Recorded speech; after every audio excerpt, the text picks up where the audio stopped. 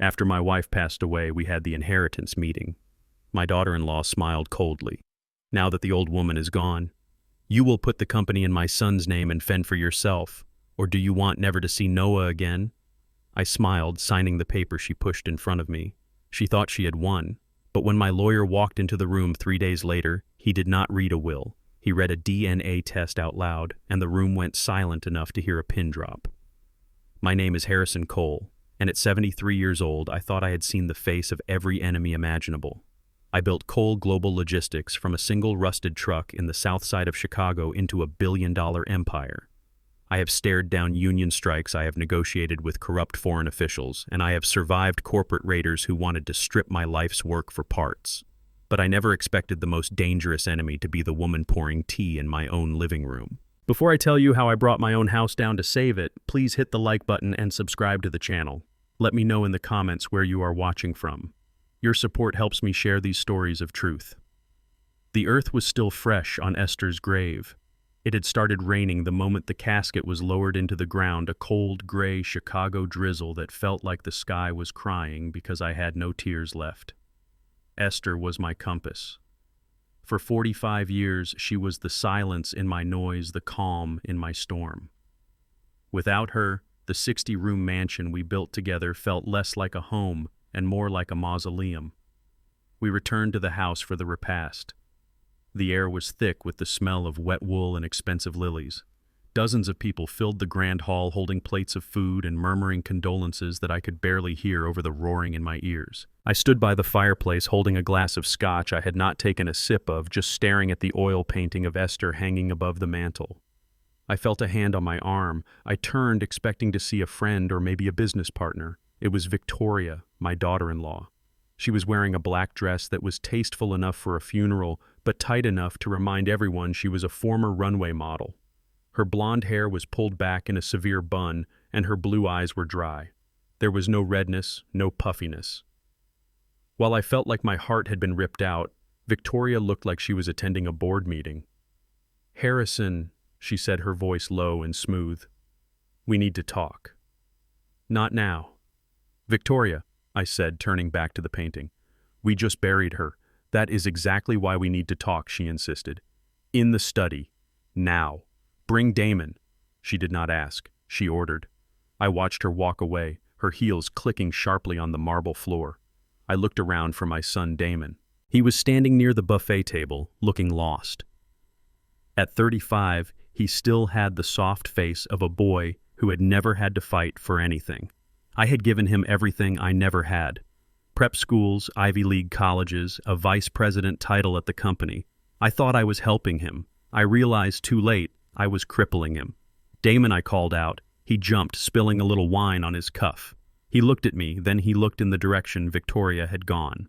He knew the drill. When the queen calls the pawns, move. We walked into my study.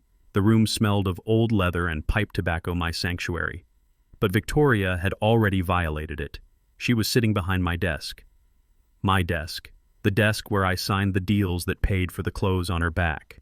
She was pouring herself a drink from my private reserve. "Close the door, Damon," she said, without looking up. Damon closed the heavy oak doors, shutting out the murmur of the guests. The silence in the room was sudden and violent. "Sit down, Harrison," Victoria said, gesturing to the guest chair. The chair where people sat when they came to ask me for money. I did not sit. I stood tall, my hands resting on the head of my cane. I am a black man born in 1950 in America.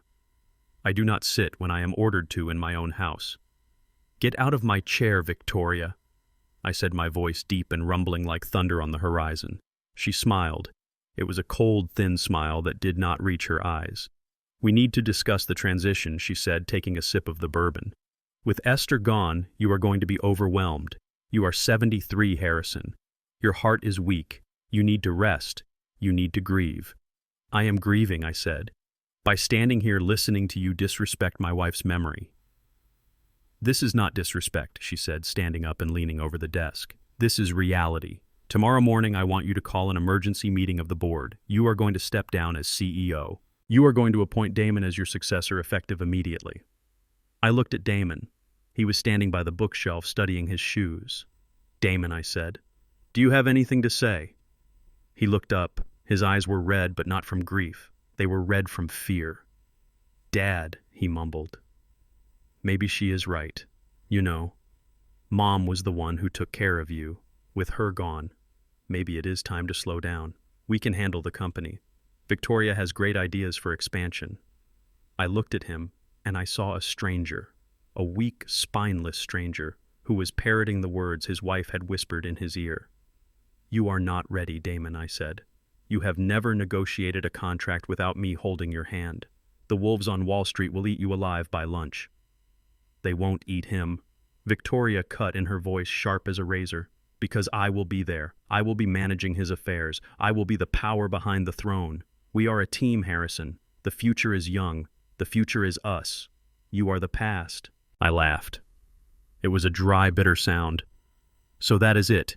You waited until the dirt hit the casket to make your move. You think, because I am mourning, I am weak. I think you are tired," Victoria said, walking around the desk to stand in front of me. "And I think you are alone." I gripped my cane tighter. "I built this company from the ground up," I said, my voice rising. "I drove trucks across state lines when I was not allowed to eat in the diners I delivered to. I fought for every inch of ground I stand on. Do you think I am going to hand it over to a failed model and a boy who is afraid of his own shadow just because you asked nicely?" Victoria's face hardened. The mask of politeness dropped completely. "I am not asking nicely anymore, Harrison." She took a step closer, invading my personal space. She smelled of expensive perfume and rot. "If you do not sign the transfer papers tomorrow," she said, her voice dropping to a hiss, "then Damon and I are moving to London." "London," I repeated, confused. "Yes, London. My parents have a flat there. We will move, and we will take Noah with us." Noah. My grandson, my 5-year-old grandson. He was the only light left in my world. He was the only one who looked at me with pure love. He was the one who sat on my knee and asked me to tell him stories about the trucks. "You cannot do that," I whispered. "Noah is my life. He is my son," Victoria said. "And I have full custody. If we move to London, you will never see him again. You are too old to travel that far with your heart condition. You will stay here in this big, empty, cold house with your paintings and your money, and you will die alone. You will miss his first day of school. You will miss his first baseball game. You will miss everything." I looked at Damon. He flinched. "Damon, surely you would not allow this," I said, pleading with my son. "You would not take my grandson away from me. Not now. Not when I just lost your mother." Damon looked at Victoria. She stared at him, her eyes daring him to speak. "We think it is best for the family." Dad, Damon said, his voice breaking. "We need a fresh start. Unless you retire. If you retire, we can stay. We can all live here together. You can see Noah every day. You can be the grandfather you want to be." It was a ransom note, plain and simple. They were holding my love for my grandson hostage in exchange for my life's work. I felt a pain in my chest, a sharp, squeezing pain. I reached for my chest, gasping slightly. Victoria watched me. She did not reach out to help. She checked her watch. "Take a breath, Harrison," she said coldly. "Do not have a heart attack yet. You have not signed the papers." I straightened up. I forced the pain down. I forced the grief down. I looked at this woman. I looked at the son I had raised. And I realized something terrifying. They were not family. They were vultures. And they had started picking at the carcass before the body was even dead. But they made a mistake. A fatal mistake. They thought they were dealing with a helpless old man. They forgot that before I was a CEO, I was a street fighter. They forgot that I knew how to wait in the tall grass. I looked Victoria in the eye. "You want the chair?" I asked, my voice steady. "Yes," she said. "And if I give it to you, Noah stays." "Noah stays," she promised. "We will live here. We will be a happy family. You can teach him chess. You can take him to the park. Just give us the company." I looked at Damon. He nodded eagerly like a bobblehead doll. "Okay," I said. Victoria's eyes lit up. "Really? I need time," I lied. "I cannot just do it today. The lawyers, the paperwork. Give me a week." "Tomorrow," Victoria said. 3 days, I countered. "Give me 3 days to organize the files." to say goodbye to my staff. 3 days, and I will hand over the keys." Victoria considered it. She looked at me, searching for a trap, but all she saw was a grieving old man leaning on a cane. 3 days, she said, but not a minute longer, and in the meantime, we are moving into the East Wing. I want to start redecorating. This house is too gloomy. She turned and walked out of the study. Damon followed her like a puppy. I stood alone in the silence. I walked over to the desk. I picked up the glass of bourbon she had poured. I poured it into the trash can. 3 days. I had 3 days to save my company, 3 days to save my grandson, and 3 days to figure out why a boy who looked nothing like me was the only leverage they had. I walked over to the window and looked out at the rain falling on the garden. "You started a war, Victoria," I whispered to the empty room. I pulled my phone from my pocket. It was an old flip phone I kept for emergencies.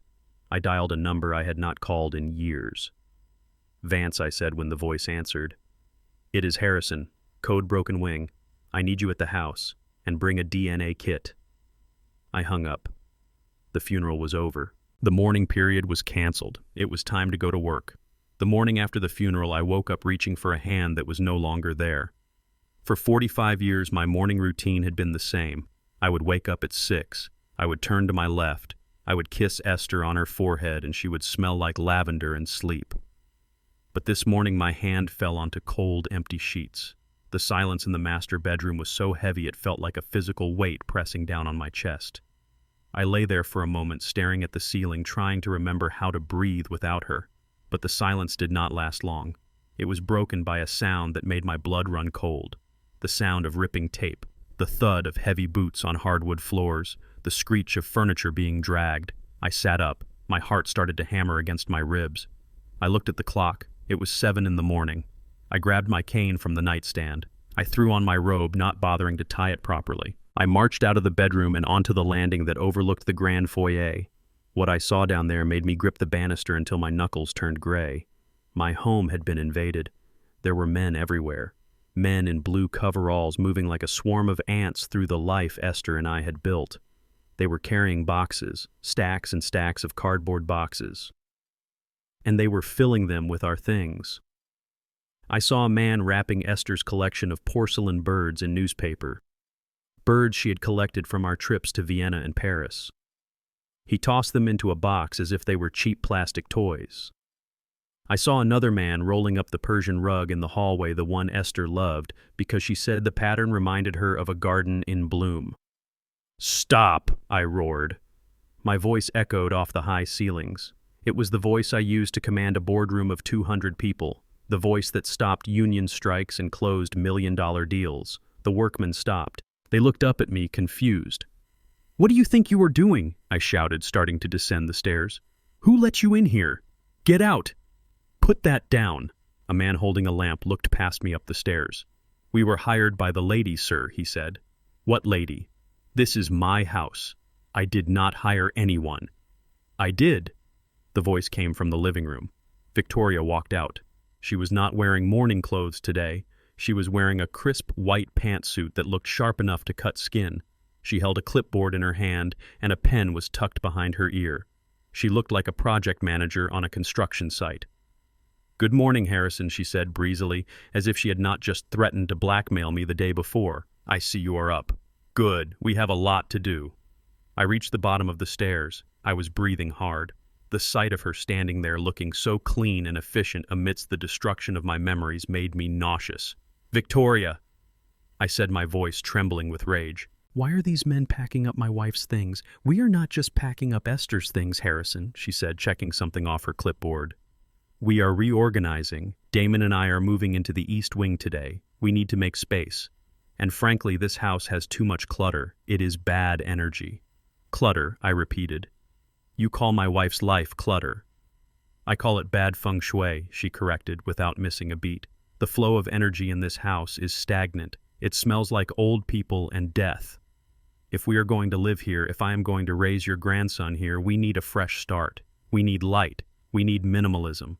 She signaled to one of the movers. "Take those boxes to the truck," she ordered. I looked at the box the man was lifting. It was labeled Library, Art.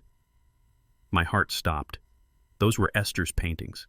Esther was not a professional artist. She painted watercolors, landscapes of the places we had been, the cottage in Maine, the bridge in San Francisco, the garden out back. They were not masterpieces to the world, but they were masterpieces to me.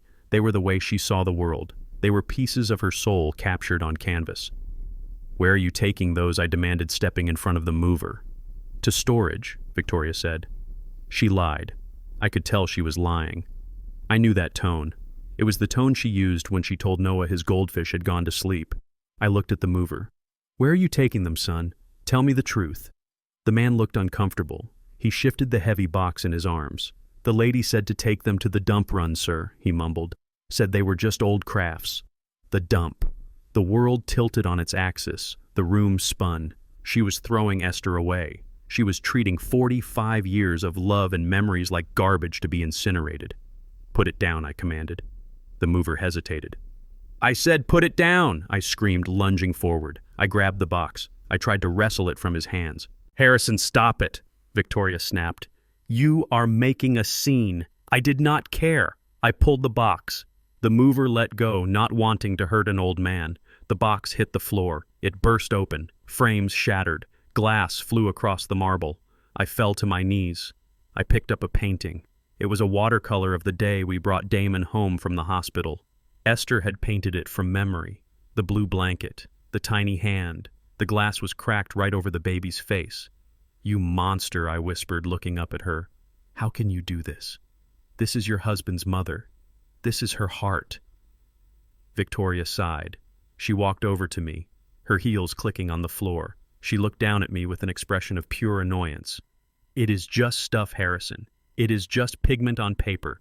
You are holding on to the past and it is dragging you down. I am doing you a favor. I am clearing the dead wood so new things can grow." She turned to the movers. "Clean this mess up, and take the rest of it, all of it. Anything that looks like a hobby goes in the truck." "No," I shouted, struggling to stand up. I gripped my cane. I tried to rise. I wanted to push her. I wanted to throw her out of my house. I wanted to defend my wife. But as I stood up, a fist of iron slammed into my chest. It was not a metaphor. It felt like a physical blow. The air left my lungs in a rush. My left arm went numb. A pain like white-hot lightning shot up my neck and into my jaw. I dropped the cane. It clattered loudly on the floor. I reached for my chest, clawing at my shirt. "Harrison," Victoria said. Her voice sounded far away. I tried to speak, but no words came out. My legs gave way. I collapsed onto the pile of broken paintings. A shard of glass cut into my hand, but I did not feel it. The pain in my chest was consuming everything. I lay there gasping like a fish on a dock. My vision blurred. I could see the chandelier swaying. I could see the movers standing frozen in shock. "Call," I wheezed. "Call. 911. I looked at Victoria. She was standing directly over me. She was looking down at me. Any normal human being would be on their knees by now. Any normal person would be screaming for help, dialing the phone, loosening my tie. Victoria did not move. She stood perfectly still. Her face was calm, uncomfortably calm. She looked at the movers. "Leave us," she said quietly. "Go to the kitchen. Give us a minute." The movers looked at each other, then at me, gasping on the floor. They were paid by the hour. They did not want trouble. They turned and walked away, leaving me alone with her. Victoria looked at her watch. It was a diamond watch I had bought her for Christmas.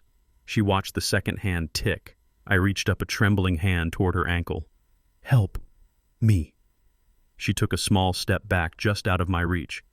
"You know, Harrison," she said softly, her voice conversational as if we were discussing the weather.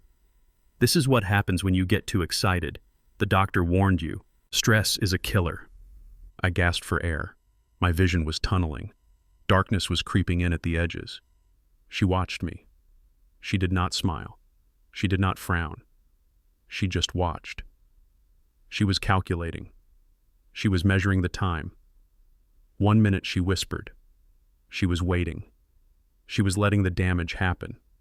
Every second my heart was starved of oxygen was a second closer to permanent disability or death.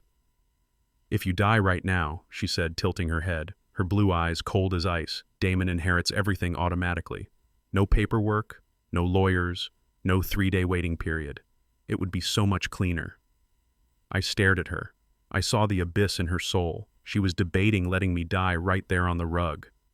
But then she sighed. But if you die today, the police might ask questions about the argument. And I do hate police questions. She looked at her watch again. 60 seconds had passed.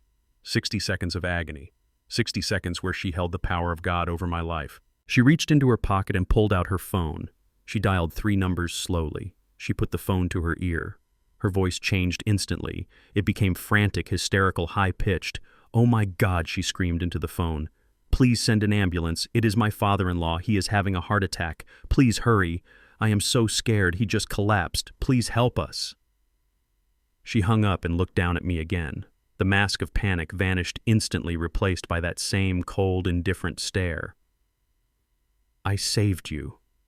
Harrison," she whispered, leaning down close to my ear. "Do not ever forget that. Your life belongs to me now. If I can save you, I can also let you go." She reached out and patted my cheek. It was a gesture of ownership, not affection. "Now relax," she said. "You need to be alive to sign those papers on Friday." I closed my eyes as the darkness finally took me. The last thing I heard was the sound of her heels clicking away and the rustle of my wife's paintings being shoved into a garbage bag. She had invaded my home. She had desecrated my memories. And now she had proven that she held the keys to my grave. But as I drifted into unconsciousness, one thought held on to me like an anchor. I am not dead yet. And as long as there is breath in my body, I will fight. She thinks she bought my life with that phone call. She is wrong. She just bought herself a war. I woke up the next morning not to the smell of bacon and freshly brewed coffee that had greeted me for 30 years, but to the smell of industrial bleach. The air in the house felt sterile, cold, and unfamiliar. My chest was still aching from the episode the day before, a phantom pain that reminded me just how fragile my position had become. I grabbed my cane and walked slowly out of my bedroom. The hallway was quiet, too quiet. The usual hum of the house, the sound of the vacuum cleaner, the clinking of dishes was gone. I made my way down the grand staircase, my steps heavy and deliberate. I needed to find Clara. Clara was our housekeeper, but that title did not do her justice. She had been with Esther and me since we bought this house. She had bandaged Damon's knees when he fell off his bike. She had held Esther's hand when the chemotherapy made her too weak to stand. Clara was the keeper of our history, the witness to our lives. I needed to see a friendly face. I needed to know that I was not the only one left in this war zone. When I reached the kitchen, I stopped dead in my tracks. Clara was standing by the back door holding a cardboard box. She was not wearing her apron.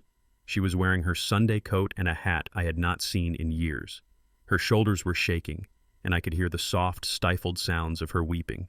Standing in front of her was Victoria. She was holding a tablet, tapping on the screen with a stylus, her face devoid of any emotion. "This is your severance package," Victoria said, her voice flat and professional. 2 weeks' pay, which is generous considering we are letting you go for cause. 'Cause I boomed my voice, echoing off the tile floor. "What cause?" Clara looked up. Her eyes were red and swollen. When she saw me, she dropped her head as if she were ashamed. "Mr. Harrison," she whispered, "I am so sorry." Victoria turned to face me. She did not look surprised to see me. She looked bored. "Good morning, Harrison," she said. "I see you are feeling better. I was just handling some personnel issues." "You are firing Clara?" I asked, walking into the room. "On whose authority?" "On mine," Victoria said. "As the new head of household operations." "She is not personnel." "Victoria," I said, my voice trembling with rage, "she is family. She has been here for 30 years. You cannot just throw her out like garbage." "Actually, I can," Victoria replied. "And I just did. We are restructuring Harrison. Clara is old school. She is slow, she forgets things, and quite frankly, she is too expensive. We need efficiency. We need a staff that can handle the demands of a modern estate." She snapped her fingers. From the pantry, 3 people stepped out, 2 men and a woman. They were dressed in gray uniforms that looked more like prison guard fatigues than service attire. They did not smile. They did not nod. They stood with their hands clasped behind their backs, staring straight ahead with dead shark eyes. "Meet the new team," Victoria said, gesturing to them like they were new appliances. "This is Bruno. He will be your personal attendant. And these are the new housekeepers.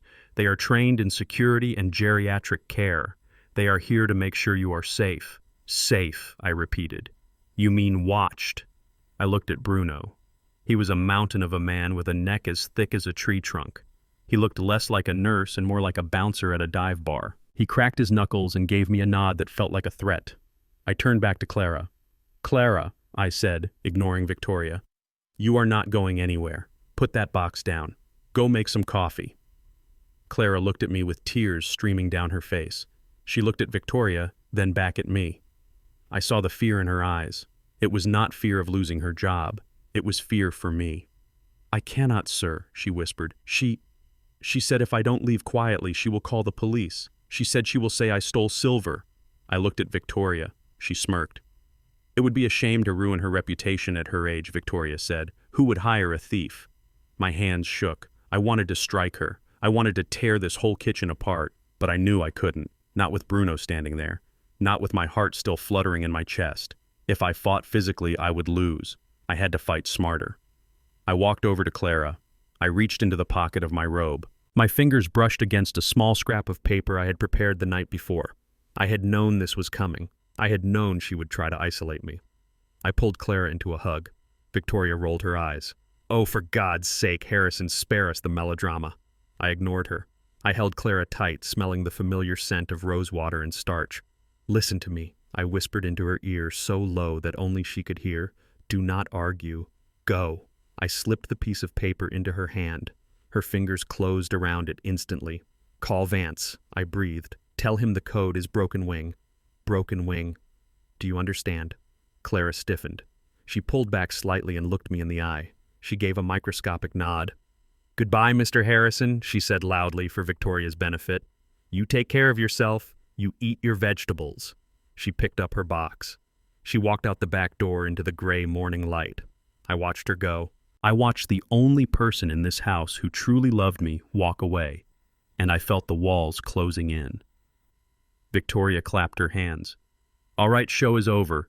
Bruno, take Mr. Harrison to the study. He needs to rest, and keep an eye on him. I don't want him wandering around getting upset again." Bruno stepped forward. He put a heavy hand on my shoulder. "Let's go, old man," he grunted. I shrugged his hand off. "Do not touch me," I snarled. "I can walk." I walked to my study. I needed to call Vance myself just to be sure. I needed to hear his voice. I needed a lawyer. I closed the study door and locked it. My hands were shaking as I reached for the landline on my desk. I picked up the receiver. Silence. No dial tone. Just dead empty air. I tapped the receiver hook. Nothing. I checked the cord. It was plugged in. I pulled my cell phone from my pocket. No signal. Searching for service blinked on the screen. I opened my laptop. I tried to connect to the Wi-Fi. Incorrect password. Dasu. I typed it again. Esther, 1975. That had been the password for 10 years. Incorrect password. Panic started to rise in my throat like bile. It was a cold, suffocating feeling. I was trapped. I was a prisoner in my own home. The door handle rattled. Then a key turned in the lock. The door swung open. Victoria stood there holding a jammer device in her hand. A small black box with antennas. "Looking for a signal, Harrison?" she asked. "You cut the lines," I said, standing up. "You changed the password." "We are upgrading the system," she said, walking in and placing the jammer on my desk.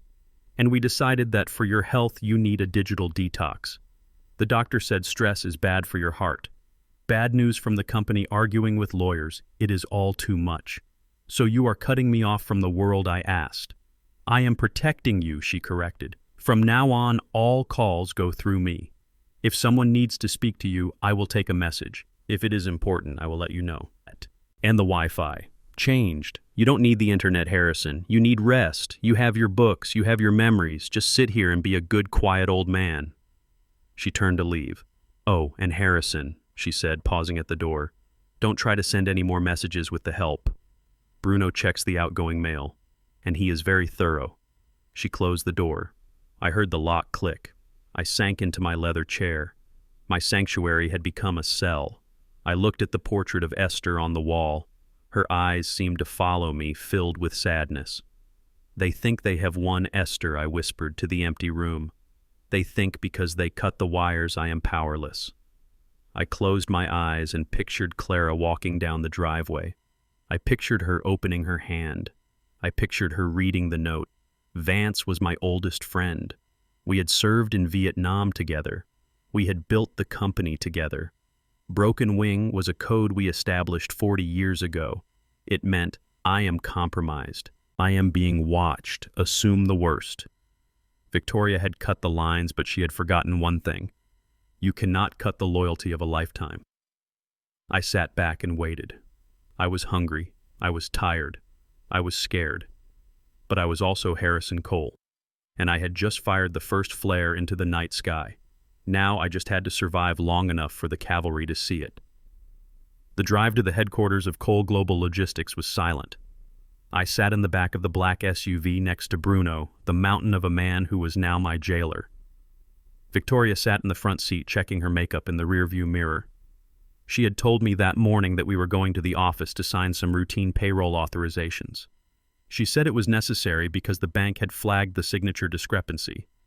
I knew it was a lie. You do not need to bring a 73-year-old man with a heart condition all the way downtown just to sign a check. But I went along with it. I went because I needed to get out of that house. I needed to be on my own turf.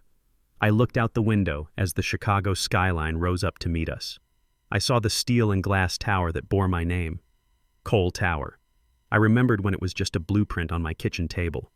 I remembered the day we broke ground, Esther shoveling the first pile of dirt wearing a hard hat over her Sunday wig. That building was not just concrete and steel, it was my sweat. It was my blood. It was the legacy I intended to leave for my son. But as we pulled into the underground garage, I noticed something wrong. My parking spot, the one right next to the elevator with the brass plate that read Founder and CEO, was occupied. It was occupied by Damon's sports car. Victoria saw me looking. She turned around and smiled. "Get used to it, Harrison," she said. "The guard must have made a mistake. Or maybe he just knows who signs the checks now." We took the private elevator up to the 40th floor. The doors slid open and I stepped into the lobby I had designed myself. Usually the receptionist Sarah would greet me with a smile and a fresh cup of coffee. Today, Sarah was not there. Instead, a young woman I had never seen before sat at the desk typing furiously. She did not look up. We walked down the long corridor toward the boardroom. The walls were lined with photos of our fleet of ships and planes. I saw my reflection in the glass. I looked tired. My suit was slightly wrinkled because Bruno had not let me press it. My gait was slow because they had taken my good cane and replaced it with a cheap aluminum one from the drugstore. Victoria opened the boardroom doors. I expected an empty room. I expected a notary. What I walked into was an ambush. The entire board of directors was there, 12 men and women sitting around the oval mahogany table. These were people I had known for decades. Bill, the CFO, who I had hired out of college. Margaret, the legal counsel who had helped me fight off the hostile takeover in '98. They were all there. And sitting at the head of the table in my chair was Damon. He was wearing a suit that was too expensive and a tie that was too loud. He looked like a child playing dress-up in his father's closet. When I walked in, he did not stand up. He looked down at his papers, his hands trembling slightly. Harrison Bill said, standing up, "We were not sure you were coming. Victoria said you were. Indisposed." I walked to the other end of the table. I did not sit. I gripped the cheap aluminum cane until my knuckles turned white. "I am not indisposed, Bill," I said, my voice filling the room. "I am right here. Why is there a board meeting that the chairman was not informed of?" Victoria closed the door behind us. She walked over and stood behind Damon, placing a hand on his shoulder like a puppeteer steadying her marionette. "We called the meeting Harrison," she said smoothly. "Under Article 15 of the corporate bylaws, emergency session regarding the competency of the CEO." The room went dead silent. You could hear the hum of the air conditioning. "Competency," I repeated. Damon cleared his throat. He picked up a piece of paper and started reading. He read fast like he just wanted to get it over with. "Given the recent tragic events and the erratic behavior displayed by the CEO, the family believes it is in the best interest of the shareholders to suspend Harrison Cole from his duties, effective immediately pending a full psychiatric evaluation." He stopped reading. He still did not look at me. "Erratic behavior," I asked, my voice low and dangerous. "Is that what we are calling grief now, Damon? I buried your mother 3 days ago." "It is not just grief, Dad," Damon whispered. You are seeing things. You are violent." I looked around the table. I looked at the faces of the people I had made rich. "Bill," I said, turning to my CFO. "You know me. We built this fleet together. Do I look incompetent to you? I reviewed the quarterly earnings last week. I spotted the error in the fuel hedging strategy that saved us $2 million. Does a senile man do that? Bill looked uncomfortable. He loosened his tie. Harrison, nobody is saying you are not brilliant, he said. But the reports... What reports? Victoria stepped forward. She placed a tablet on the table and connected it to the large screen on the wall. These reports, she said. A photo appeared on the screen. It was huge, high definition, and damning. It was a picture of me from yesterday. I was on my knees on the floor of my foyer. My face was twisted in rage and pain. I was clutching a broken painting frame. There was glass everywhere, and standing over me looking terrified were the movers. From the angle of the photo, it looked like I had just smashed the painting in a fit of madness. It looked like I was screaming at invisible demons. This was taken 24 hours ago, Victoria explained, her voice filled with fake concern. Harrison attacked the staff. He destroyed valuable artwork. He was screaming that people were stealing his wife's soul.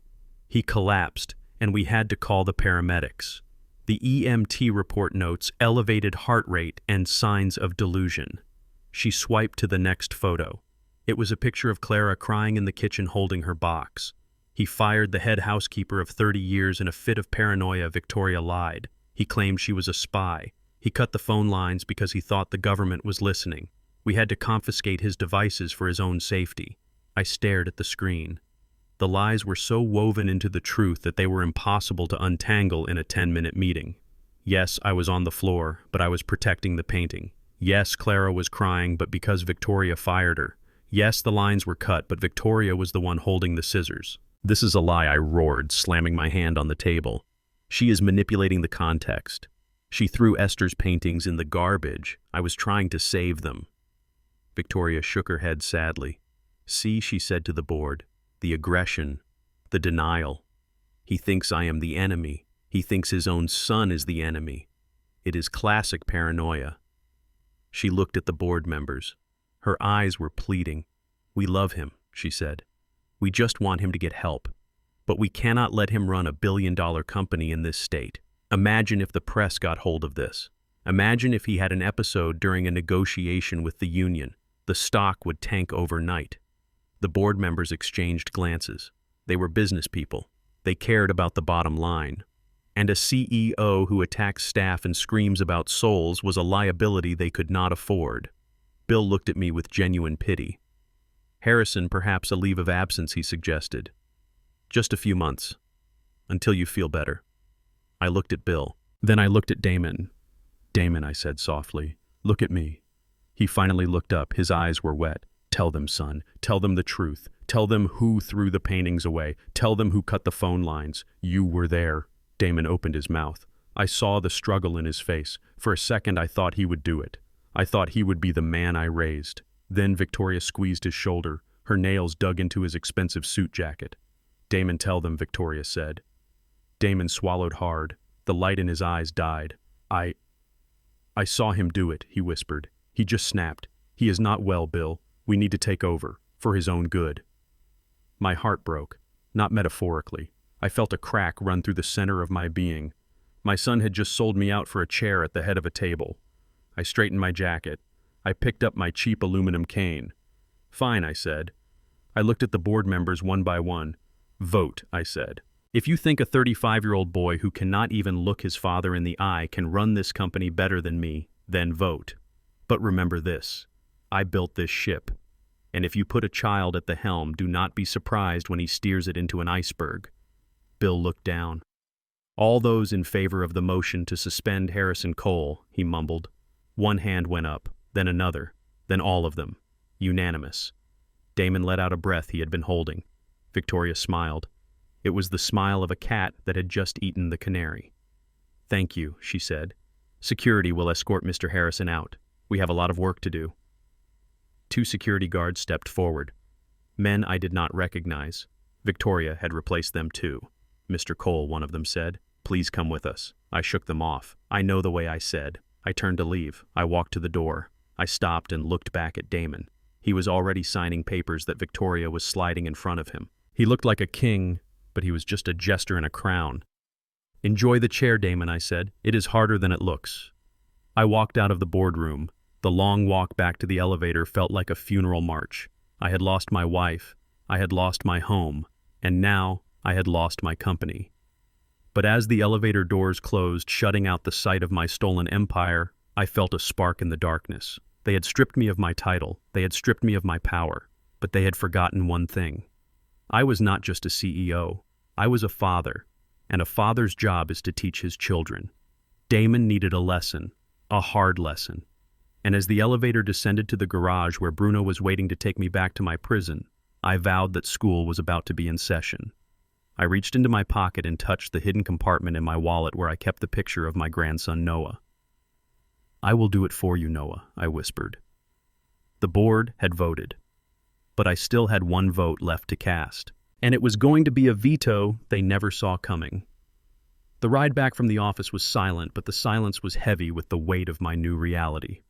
I sat in the back of the SUV next to Bruno, the man Victoria had introduced as a security guard, but who I now realized was my warden.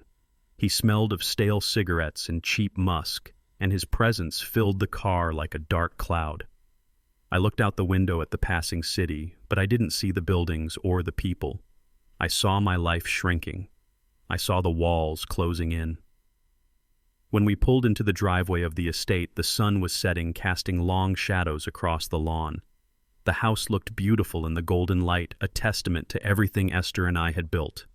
But as the gates closed behind us with a heavy metallic clang, I realized that this was no longer my castle. It was my prison. Bruno opened the car door and gripped my arm. His fingers dug into my bicep, not enough to bruise, but enough to remind me who was in charge. "Let's go, Mr. Cole," he grunted. "Victoria says you need your medication." I pulled my arm away. "I can walk," I said, keeping my voice steady despite the fear rising in my chest. "And I am not sick." Bruno didn't answer. He just smirked and gestured toward the front door. We walked into the foyer. It was empty. The boxes of Esther's things were gone. The paintings were gone. The house felt stripped and barren, like a skeleton picked clean. Victoria was waiting in the kitchen. She was standing by the island arranging a row of orange prescription bottles. She looked up as we entered, her face composing itself into a mask of fake concern. "Welcome home, Harrison," she said. "How was the drive?" I looked at the bottles. There were 3 of them. I recognized the names on the labels: haloperidol, lorazepam, heavy antipsychotics and sedatives, drugs meant to pacify violent patients in a psych ward, not a grieving 73-year-old man with a heart condition. "What is this, Victoria?" I asked, pointing at the bottles. "Dr. Miller sent them over," she said smoothly. "He reviewed your file after the incident yesterday. He thinks you are suffering from acute agitation and paranoia. These will help you sleep. They will help you calm down." "I am not agitated," I said, my voice rising. "I am angry. There is a difference, and I am not taking those pills." Bruno stepped forward. He loomed over me, his shadow falling across the table. "You have to take them, Mr. Cole," Victoria said, her voice hardening. "It is a court order, or at least it will be once the papers are filed. Until then, it is a medical necessity. Bruno, make sure he takes them." Bruno picked up a small paper cup. He shook 2 pills out of each bottle. 6 pills in total, a cocktail that could knock out a horse. "Open up, old man," Bruno said, holding the cup to my face. I looked at him. I looked at Victoria. I saw the glint of triumph in her eyes. She wanted me drugged. She wanted me drooling and incoherent so that when the lawyers came, I would look exactly like the senile fool she claimed I was. If I refused, they would force me. Bruno was young and strong. I was old and tired. A struggle would only result in me getting hurt and them getting what they wanted anyway. I had to be smarter. I had to be the fox, not the lion. I looked at the cup. "Fine," I said, letting my shoulders slump. "If it will get you people off my back." I took the cup. I tipped my head back and tossed the pills into my mouth, but I didn't swallow. I hid them under my tongue, a trick I had learned from a documentary about prison life I watched years ago. It was uncomfortable. The bitter taste of the coating started to dissolve, immediately burning the soft tissue of my mouth. I grabbed the glass of water Bruno offered. I took a large gulp, making a show of swallowing hard. "Open your mouth," Bruno ordered. I opened my mouth, lifting my tongue just enough to show him the empty space underneath while keeping the pills tucked deep in the pocket of my cheek. "Happy?" I asked, my voice slightly muffled. Victoria nodded. "Good. Now go to your room. Bruno will sit outside your door tonight, just in case you get confused again. I turned and walked away. I forced myself to walk slowly to shuffle my feet as if the drugs were already taking effect. I climbed the stairs, my heart pounding a frantic rhythm against my ribs. I reached my bedroom and closed the door. I heard Bruno dragging a chair over to sit right outside. I counted to 10. Then I rushed to the large potted fern in the corner of the room. I spit the pills out into the dirt. They were partially dissolved, sticky and white. I used my finger to dig a hole and buried them deep under the soil. I grabbed a bottle of water from my nightstand and rinsed my mouth out, spitting the bitter water into the plant as well. I sat down on the edge of the bed, trembling. They were trying to kill my mind. They were trying to erase Harrison Cole so they could rewrite history. I looked at the clock. It was 8 p.m. The sun had gone down. The house was quiet, but sleep was impossible. I needed information. I needed to know their next move. I waited. 1 hour, 2 hours. At 10 p.m., I heard Bruno's breathing change. It became heavy, rhythmic. He was asleep. He was an arrogant hired thug who thought an old man was no threat. I stood up. I took off my shoes, moving in my socks. I crept to the door and pressed my ear against the wood. Snores. Loud, wet snores. I turned the handle slowly, millimeter by millimeter. The latch clicked softly. I opened the door a crack. Bruno was slumped in the chair, his head thrown back, his mouth open.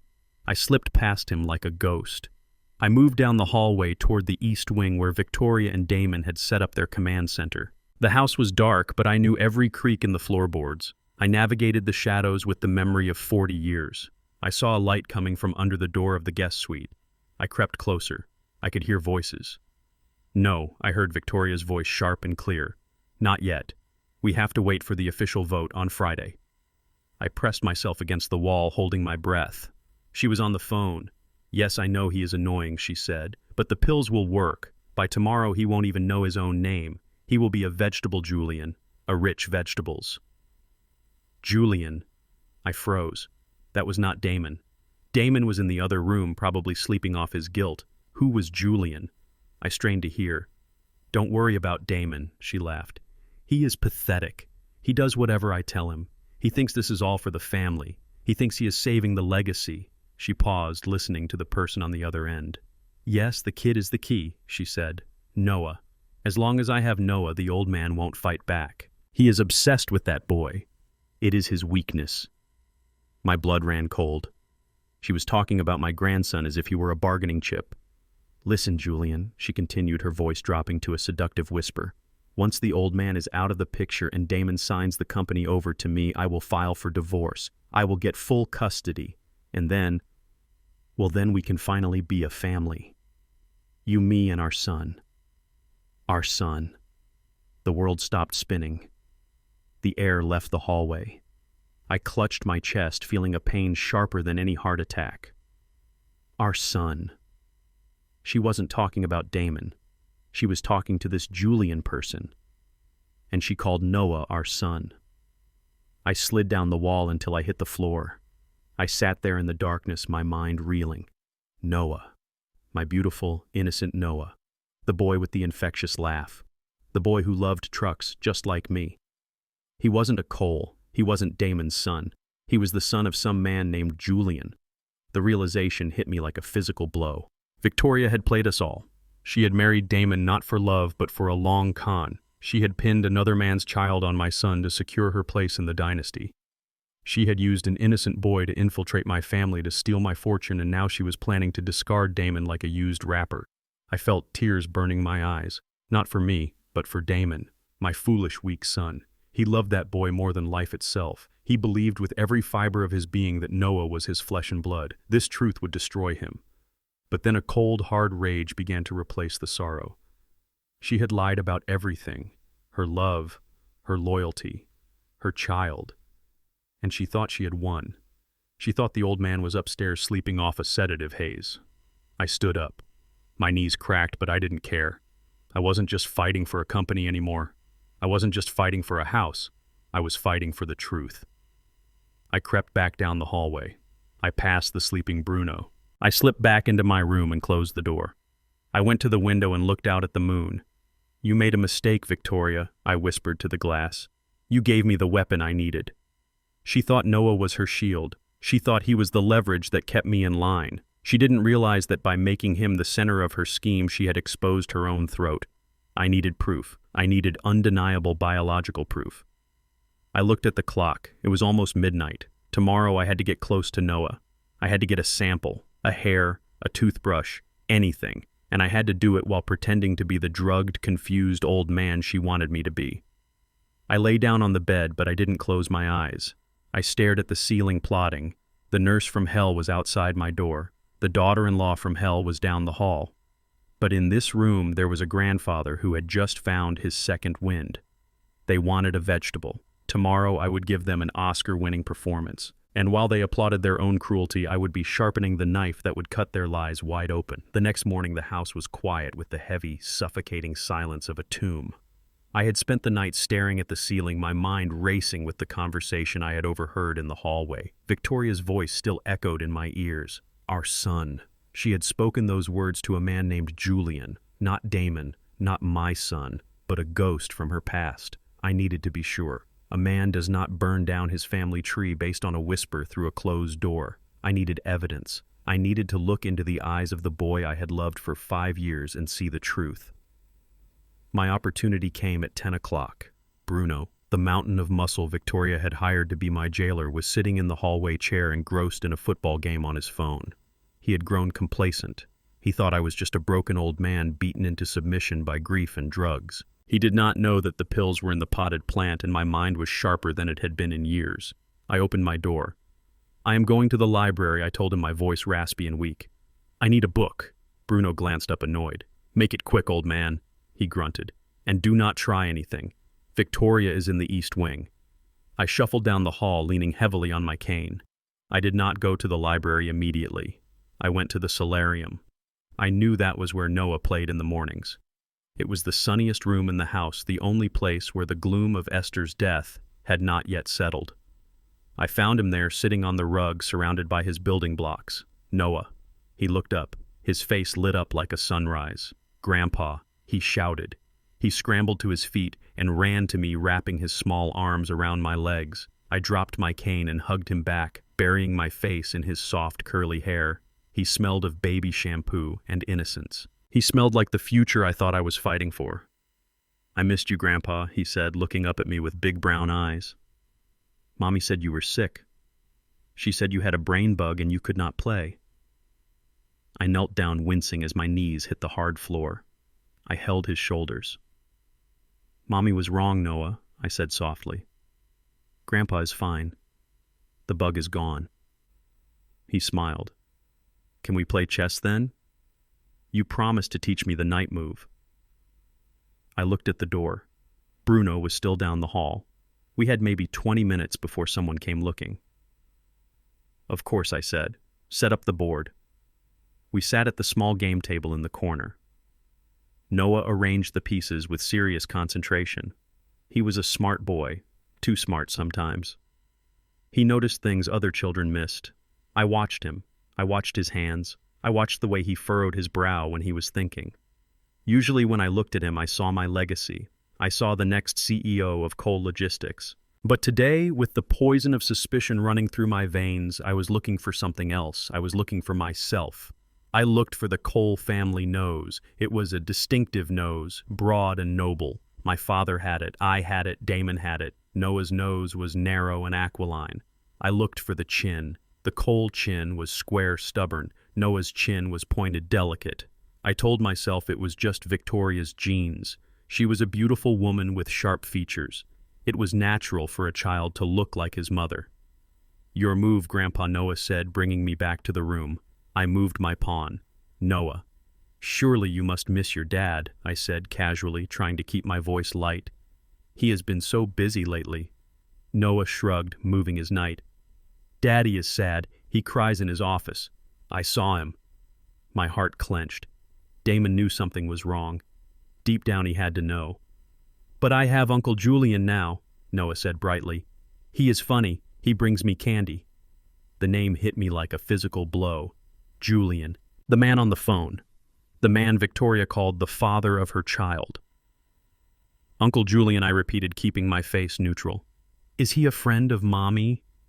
Yes, Noah said, his eyes wide. Mommy says he is her best friend from before she met Daddy. He comes over when you are sleeping, Grandpa. He plays video games with me. I gripped the edge of the table. This stranger, this interloper, was in my house playing with my grandson while I was locked in my room. He sounds nice, I said, forcing a smile. Does he look like us? Noah laughed. No, Grandpa. He is tall, and he has funny ears, like me. He pointed to his own ear. See, Grandpa, he said, leaning in close. Look right here. I leaned in. My heart was pounding so hard I thought he might hear it. On the lobe of Noah's left ear, right near the jawline, there was a small, distinctive mole. It was shaped like a tiny crescent moon. It was dark and raised. I had seen that mole 1,000 times. I had kissed that ear when he was a baby. I had always thought it was just a birthmark. A cute little quirk. Mommy says it is magic, Noah whispered. She says Uncle Julian has the exact same spot on his ear. She says it means we are special. It is a sign of the Special People Club. The world stopped spinning. The air left the room. I stared at that mole, that tiny crescent moon. Biology is a stubborn thing. Eye color can skip a generation. Height can vary. But distinctive birthmarks, specific genetic anomalies like a preauricular pit or a unique mole placement, they often travel straight down the bloodline. I looked at Noah's ear. Then I looked at his face. I stripped away the love. I stripped away the 5 years of memories. I looked at him with the cold, clinical eye of a stranger, and for the first time I saw the truth. He did not look like Damon. He did not look like me. He did not look like Esther. There was not a single drop of Cole blood in this child. He was a stranger. He was a cuckoo bird laid in my son's nest, raised on my son's resources, loved with my son's heart. I felt a wave of nausea so strong I almost vomited. The betrayal was total. It was not just about the money. It was not just about the company. It was about the very essence of who we were. Victoria had stolen our name and given it to another man's child. Grandpa, are you okay? Noah asked, touching my hand. You look scary. I pulled back. I could not help it. I pulled my hand away from him as if he were burning hot. This innocent boy. This beautiful child. He was the weapon that was going to destroy me. I looked at him and I saw the end of my line. If I let this continue, if I let Victoria win, the Cole legacy would pass to this boy. And through him, it would pass to Julian. My life's work would go to the man who was sleeping with my daughter-in-law and laughing at my son. I am fine, Noah, I whispered, my voice trembling. I have a headache. I stood up. I needed to get away. I needed to breathe. But, Grandpa, we did not finish the game, Noah protested. You have to protect the king. Protect the king. I looked down at the chessboard. My king was surrounded. The white queen was closing in. You are right, Noah, I said. You always have to protect the king. I heard heavy footsteps in the hallway. Bruno was coming. I looked at Noah one last time. He looked confused and a little hurt by my sudden withdrawal. Listen to me, Noah, I said urgently, leaning down. Do not tell Mommy we talked about Uncle Julian. Okay. It is our secret. A secret for the special club. Noah nodded solemnly. I promise, Grandpa. The door swung open. Bruno stood there, filling the frame. He looked suspicious. What are you doing in here? He barked. I said the library. I was just saying hello to my grandson, I said, straightening up and grabbing my cane. Is that a crime now, too? Let's go, Bruno growled. Victoria wants you in your room. I walked toward the door. I did not look back at Noah. I could not bear it. I walked down the hallway, my mind reeling. I had the suspicion, I had the visual confirmation. But in a court of law and a boardroom, visual confirmation is not enough. I needed proof. Irrefutable scientific proof. I needed DNA. I thought about the glass of water Noah had been drinking from. It was still on the table. But I could not go back. Bruno was watching. I needed a plan. A heist. I walked back to my room, my brain working faster than it had in years. I needed samples. I needed a cheek swab or a hair follicle from Noah, and I needed one from Damon. Damon. My poor foolish son. He was going to be destroyed by this. When he found out the boy he worshipped was not his, it would break him. But it was better to be broken by the truth than to be sustained by a lie. I entered my room and closed the door. Bruno resumed his post outside. I went to the window and looked out at the garden. I saw Marcus the gardener down by the hedges. Marcus was not just a gardener. He was an ex-Marine I had hired 10 years ago to run security before Victoria replaced everyone. She had kept him on because he was quiet and she thought he was simple, but Marcus was loyal. I tapped on the glass. 3 times. The signal. Marcus looked up. He adjusted his cap. He saw me. I made a gesture, a brushing motion against my cheek. Then I pointed to my hair. Then I pointed to the ground. Marcus nodded imperceptibly. He understood. I needed a collection kit, and I needed it tonight. But how was I going to get Damon's DNA? He was avoiding me. He was ashamed. And Noah. How could I get a sample from Noah without alerting Victoria? I looked at the water glass on my nightstand. I had an idea that required a little bit of pain and a lot of acting. I was going to have to bleed for this family one last time. I sat down in my chair and waited for nightfall. The chess game was over. The real game had just begun. And this time I was not playing by the rules. I was playing for blood. The mission was simple, but the execution had to be flawless. I needed 2 things. A hair follicle from the man I called my son, and a cheek swab from the boy I prayed was my grandson. If I failed, Victoria would lock me away in a facility where the only visitors would be the ghosts of my past. If I succeeded, I would have the weapon I needed to blow her empire of lies to dust. It was 7 in the evening. The house was settling into its nightly rhythm of oppressive silence. Bruno, my oversized jailer, was sitting in his usual spot outside my door eating a sandwich that smelled of onions and indifference. I knew his routine. He checked his phone every 3 minutes and he went to the bathroom at the end of the hall every hour on the hour. I waited for the heavy thud of his boots to fade down the hallway toward the restroom. That gave me exactly 3 minutes. I moved with a speed that defied my 73 years. I did not need my cane. I needed stealth. I slipped out of my room and ghosted down the corridor to the shared bathroom that connected Damon's room to the nursery. The door was ajar. I stepped inside. The air smelled of damp towels and Victoria's cloying perfume. I scanned the counter. It was cluttered with expensive creams and lotions, the tools of her vanity. I found Damon's hairbrush sitting next to the sink. It was full of dark hairs peppered with gray. My son was shedding. Stress does that to a man. Guilt does that to a man. I pulled a clump of hair from the bristles, making sure the roots were attached. I wrapped it quickly in a tissue I had prepared and shoved it deep into the pocket of my robe. One down. I opened the medicine cabinet. There it was, the Spider-Man toothbrush. The one I had bought Noah for his birthday because he wanted to be a superhero. The bristles were still damp. He had just brushed his teeth before bed. I grabbed it. I did not have a bag for it, so I wrapped it in another tissue and put it in my other pocket. I heard the toilet flush down the hall. Bruno was coming back. I had the evidence. Now I needed the cover story. I needed a reason to be out of my room, and I needed a distraction that would keep Bruno from searching me. I grabbed a heavy crystal water glass from the counter. It was one of Esther's favorites, part of a set we got in Italy. It pained me to break it, but sacrifices had to be made. I stepped out into the hallway just as Bruno rounded the corner. He saw me. His eyes narrowed. "Hey, old man," he barked. "What are you doing out here?" I looked at him. I summoned every ounce of confusion and frailty I could muster. I wanted water. I stammered, my hand trembling violently. The spiders were in my room. "Get back inside," Bruno growled, reaching for his taser. I took a step back. I let the glass slip from my fingers.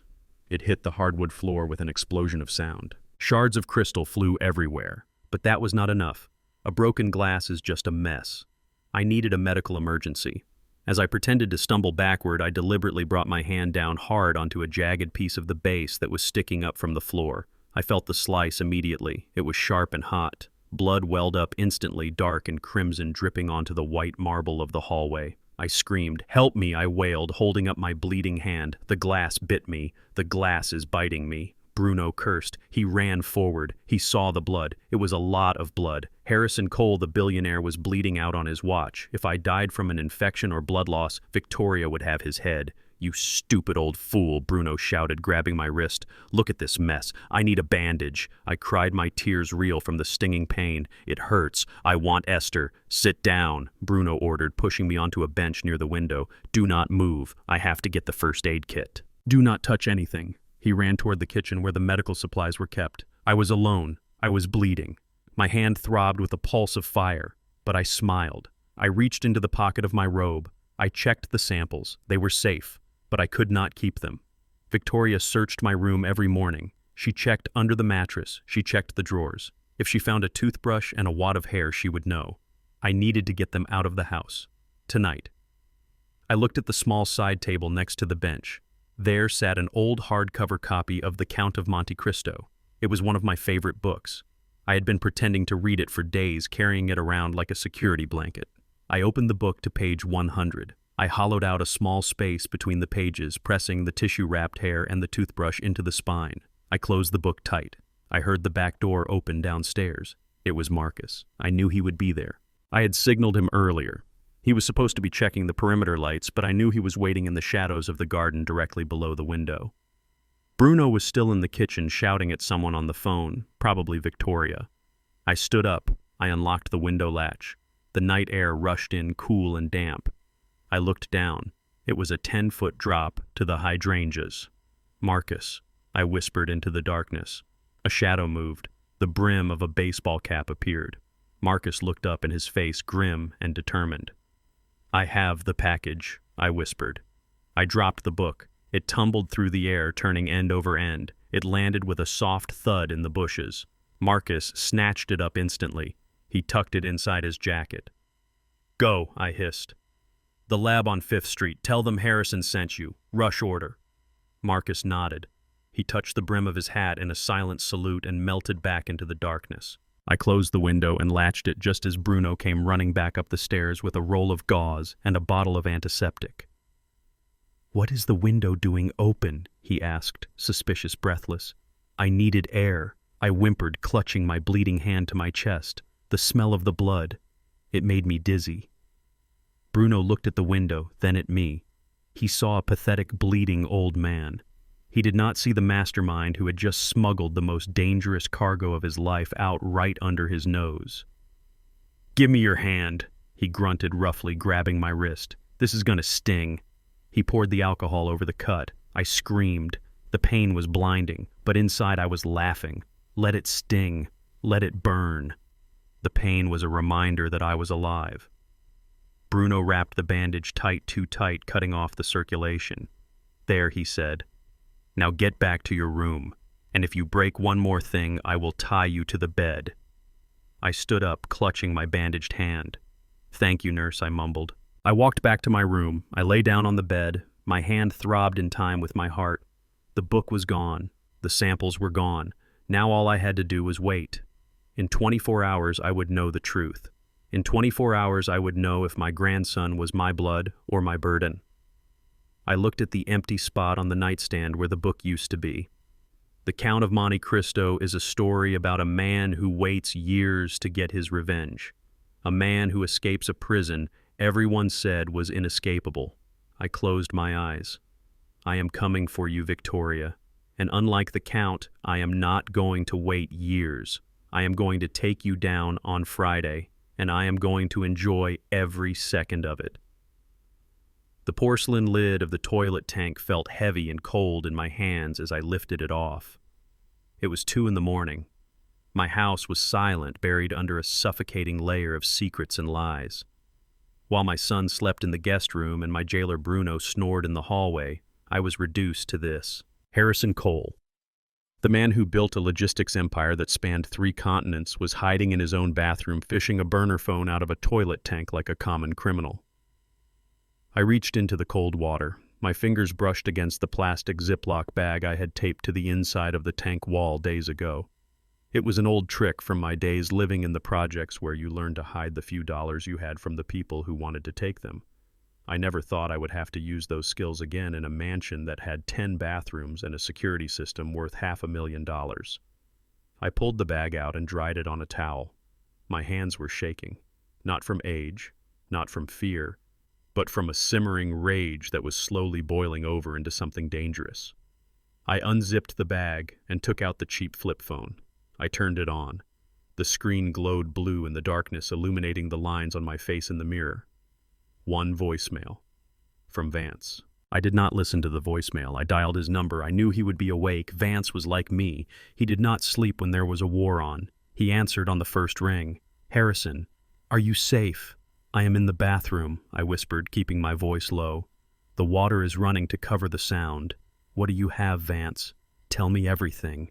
There was a pause on the other end. The kind of pause a lawyer makes when he is about to tell you that your life is about to get very complicated. "Harrison, you were right," Vance said, his voice grave. "She is not who she says she is. In fact, she does not even exist." "What do you mean she does not exist?" I asked, gripping the phone. "Victoria Bennett. That is the name on the marriage license, right? The daughter of a British diplomat and a French heiress." "Yes," I said. "That is the story she told Damon. She had the accent, she had the manners, she knew which fork to use for the salad. It is a fabrication, Harrison, a complete work of fiction." I ran her fingerprints from the glass you smuggled out. "Her real name is Vanessa Rourke. She was born in a trailer park in Oklahoma. No diplomat father, no heiress mother. Just a long list of petty thefts and fraud charges starting when she was 16. I closed my eyes. I felt a wave of nausea. My son had married a phantom. "But that is just the beginning," Vance continued. "The petty stuff was her training wheels. 10 years ago she disappeared. She resurfaced in New York City under the name Isabel St. James, and that is when she went pro." "Pro," I repeated. "She targeted a man named Richard Sterling." "Does that name ring a bell?" "The real estate mogul?" I asked. "The same. Sterling was 60, recently divorced, vulnerable. Vanessa, or Isabel as she called herself then, swooped in. She played the part of the refined art student. She made him feel young again. Within 6 months she had moved into his penthouse on Park Avenue. I felt a chill run down my spine. It was the same playbook. The exact same moves. "Let me guess," I said. "She isolated him. She did worse," Vance said. "She got pregnant. Or at least she claimed she was. She used the pregnancy to pressure him into rewriting his will. She wanted a trust set up for the baby, a trust that she would control, and did she get it? She got close. But Sterling's daughter got suspicious. She hired a private investigator. They found out she was faking the ultrasounds, but before they could expose her, she staged a miscarriage. She claimed the stress caused by the daughter's accusations killed the baby. She sued Sterling for emotional distress." "My God," I whispered. "She walked away with a settlement of $2 million, Vance said, just to make her go away. That was 5 years ago. That money funded her transformation into Victoria Bennett. The clothes, the etiquette lessons, the fake background. She invested in herself, Harrison. She turned herself into the perfect weapon, and then she went hunting for a bigger prize. She found Damon," I said, my voice flat. "She found a kind-hearted boy with a famous last name and a father who was distracted by building an empire," Vance confirmed. "She did not love him, Harrison. She targeted him. She studied your family. She knew Esther was sick. She knew Damon was weak. She played the long game, and now she is going for the kill shot." I sat down on the closed toilet lid. The cold ceramic seeped through my robe. I looked at my reflection in the mirror. I looked like an old man hiding in a bathroom, but inside, the fire was roaring back to life. I had underestimated her. I thought she was just a greedy social climber, a gold digger who got lucky. I was wrong. She was a predator, a professional parasite who moved from host to host, draining them dry before moving on. She had destroyed Sterling, and now she was trying to destroy me. But there was one difference. Sterling was a real estate mogul. He dealt in leases and tenants. I was a logistics man. I dealt in supply chains. I dealt in choke points. I knew how to cut off the flow of resources until the enemy starved. "Did she have a child?" I asked Vance. "In New York." "Did she ever actually have a child?" "No," Vance said. "The pregnancy with Sterling was a confirmed fake. She used prosthetic bellies. It was theater." "So Noah," I whispered. "Where did Noah come from?" "We are still digging on that," Vance said. "But Harrison, if she faked a pregnancy once, she is capable of anything. We are running the DNA sample you sent over. The lab is rushing it. We should have the results in 48 hours. 48 hours, I said. I have to survive 2 more days. You have to do more than survive, Vance said. You have to act normal. She cannot know that we know. If she senses you are onto her, she might bolt, and she might take the boy." I thought about Noah, my grandson, or whoever he was. "If she takes him," I said, "I will hunt her to the ends of the earth." Harrison Vance said, his voice softening. "Be careful. This woman is dangerous. She has gotten away with this before. She knows the legal system better than most lawyers. She knows exactly how far she can push before it becomes a crime. She crossed the line when she threw Esther's paintings in the trash, I said.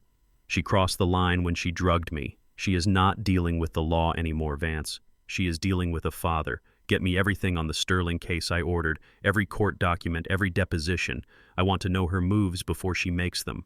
I will have a courier drop a dossier at the secondary drop point tomorrow, Vance promised. The old oak tree at the edge of the estate. Good, I said. And Vance, yes. Check into a man named Julian. Julian Vance repeated. Who is Julian? He is the variable, I said. I heard her talking to him. She called Noah our son. I heard the sound of Vance typing furiously on a keyboard. Julian, he muttered. Okay. I will run a cross-reference on her known associates from the Oklahoma days. If she has a partner in crime, we need to find him. Find him, I said. And when you do not touch him. Just tell me where he is. I hung up the phone. I sat there in the silence of the bathroom listening to the water running in the sink. Vanessa Rourke. The name tasted like ash in my mouth. She wasn't Victoria, the refined British daughter-in-law. She was Vanessa the grifter from a trailer park who had clawed her way up by standing on the necks of the men she seduced. I felt a strange sense of calm wash over me. Fear comes from the unknown. When you don't know what is in the dark, you are afraid. But now the lights had been turned on. I saw the monster for what she was. She wasn't a ghost. She wasn't a demon. She was just a thief. And I knew how to deal with thieves. I stood up. I put the phone back in the Ziploc bag. I taped it back inside the tank. I washed my hands in the sink, watching the water swirl down the drain. I looked at my face in the mirror again. The fear was gone. The confusion was gone. I bared my teeth. It wasn't a smile. It was a snarl. You want to play the game, Vanessa, I whispered to my reflection. You want to play the poor, helpless girl against the big, bad world. Fine. I turned off the faucet. The silence returned. I opened the bathroom door and stepped back into the hallway. Bruno was still snoring in his chair, a useless lump of muscle. I walked past him. I walked to the door of the east wing where my son and his predator wife were sleeping. I stood there for a long moment. I could have kicked the door down. I could have dragged her out of bed by her hair and screamed her real name until the neighbors called the police. But that would be too easy. That would be messy. She liked theater. She liked elaborate lies. I would give her the performance of a lifetime. I would let her think she was winning. I would let her think the old man was broken. I would let her think she had successfully stolen the kingdom. And then, when she was standing on the precipice ready to claim her prize, I would push her. I walked back to my room. I lay down on my bed. For the first time since Esther died, I closed my eyes and slept. I slept the sleep of the righteous man who knows that Judgment Day is coming. And I was the judge. The sun was shining through the bay windows of the breakfast nook, but inside the house the air felt heavy and suffocating. It had been 24 hours since I smuggled the DNA samples out to Marcus. 24 hours of playing the part of the confused invalid. I shuffled when I walked. I pretended to forget the names of the staff. I even spilled my coffee on purpose just to see the look of disgust on Victoria's face. I thought I was playing the game perfectly. I thought I was fooling her. But I forgot that a con artist knows the smell of a con. I was sitting at the table picking at a plate of scrambled eggs that tasted like sawdust. Bruno stood by the door, his arms crossed, staring at me with his dead eyes. Victoria walked in. She was not wearing her usual power suit. She was wearing a medical scrub top over her designer jeans. She carried a small silver tray. On the tray was a bottle of rubbing alcohol, a cotton ball, and a syringe filled with a clear, viscous liquid. My heart hammered against my ribs. "Good morning, Harrison," she said, her voice bright and cheery, too loud for the small room. "You look tired." "I am fine," I mumbled, keeping my head down. "Just old." The spiders kept me awake. Victoria set the tray down on the table. She stared at me. She studied my face, my eyes, my hands. "You know," she said, leaning against the table edge, "it is funny. You have been taking enough sedatives to knock out a rhino. Yet last night I heard you walking around. And this morning your eyes look remarkably clear." I blinked rapidly, trying to look vacant. "The pills," I said. "I took the pills." They taste bad. Victoria smiled. She reached out and touched my cheek. Her fingers were cold. I think your body is building a tolerance, Harrison. Or maybe you are just spitting them out. I found some white residue in the fern in your bedroom. My stomach dropped. I had been careless. But do not worry, she continued, picking up the syringe. We have a solution. Dr. Miller sent over a vitamin booster. A B12 complex. It is strictly for your energy levels. And the best part is it is injectable. No more bad taste. No more spitting it out. I looked at the needle. It was long. Too long for a vitamin shot, and the liquid inside was thick. I do not want shots, I said, pushing my chair back. I hate needles. Esther always hated needles. Sit down, Harrison, Victoria ordered. Her voice lost its cheerfulness. It dropped to that low, dangerous tone I was beginning to recognize. I stood up. I grabbed my cane. No, I said, I am not taking that. Get away from me.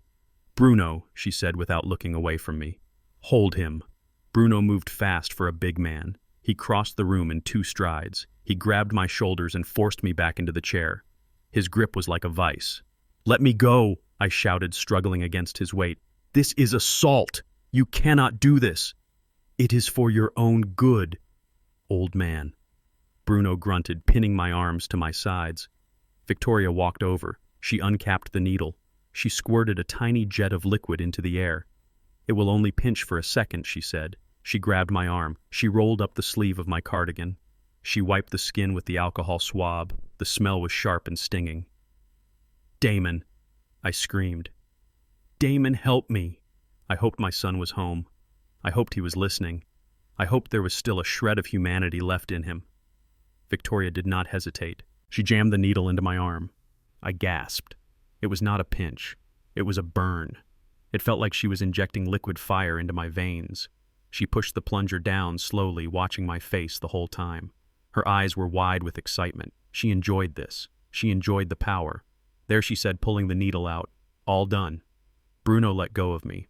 I slumped in the chair, rubbing my arm. What was that? I whispered. My tongue felt thick. My lips felt heavy. Just vitamins, she said, wiping the needle. And a little something to help you relax. A muscle relaxant. Highly potent. The effect was almost immediate. It started in my fingertips. A numbness, a tingling sensation that spread rapidly up my arms. Then my legs felt heavy as if they had turned to lead. My head began to swim. The room tilted. I tried to stand up, but my legs refused to obey.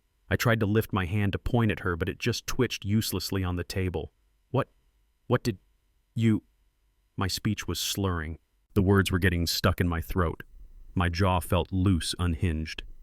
Victoria pulled up a chair and sat across from me. She watched the paralysis take hold. She watched as I lost control of my own body.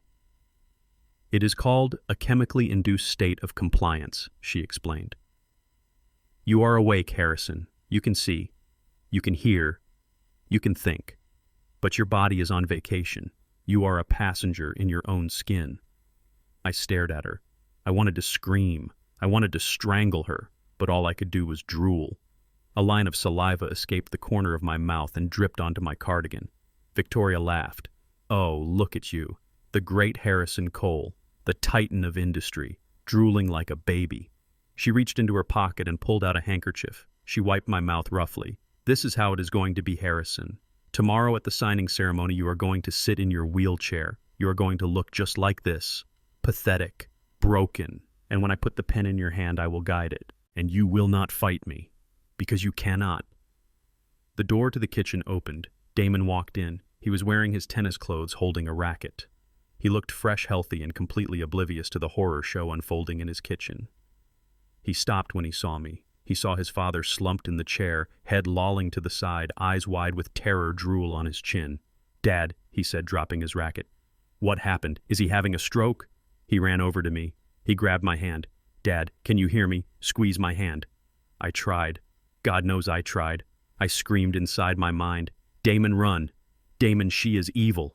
Damon, help me. But my hand lay limp in his. Not a twitch, not a flutter. Victoria stood up. She walked over to Damon and put her hands on his shoulders, massaging him gently. He is fine. Baby, she said soothingly. He was just having another episode. He got violent again. He tried to hit me with his cane. We had to give him the sedative Dr. Miller prescribed. Damon looked at her. He looks dead, Tiff. He cannot move. It is just the medicine taking effect. It has to be strong, Damon. His mind is broken. If we do not sedate him, he will hurt himself, or he will hurt Noah. Damon looked back at me. I focused all my energy on my eyes. I stared at him. I tried to project 40 years of love, 40 years of sacrifice into that one look.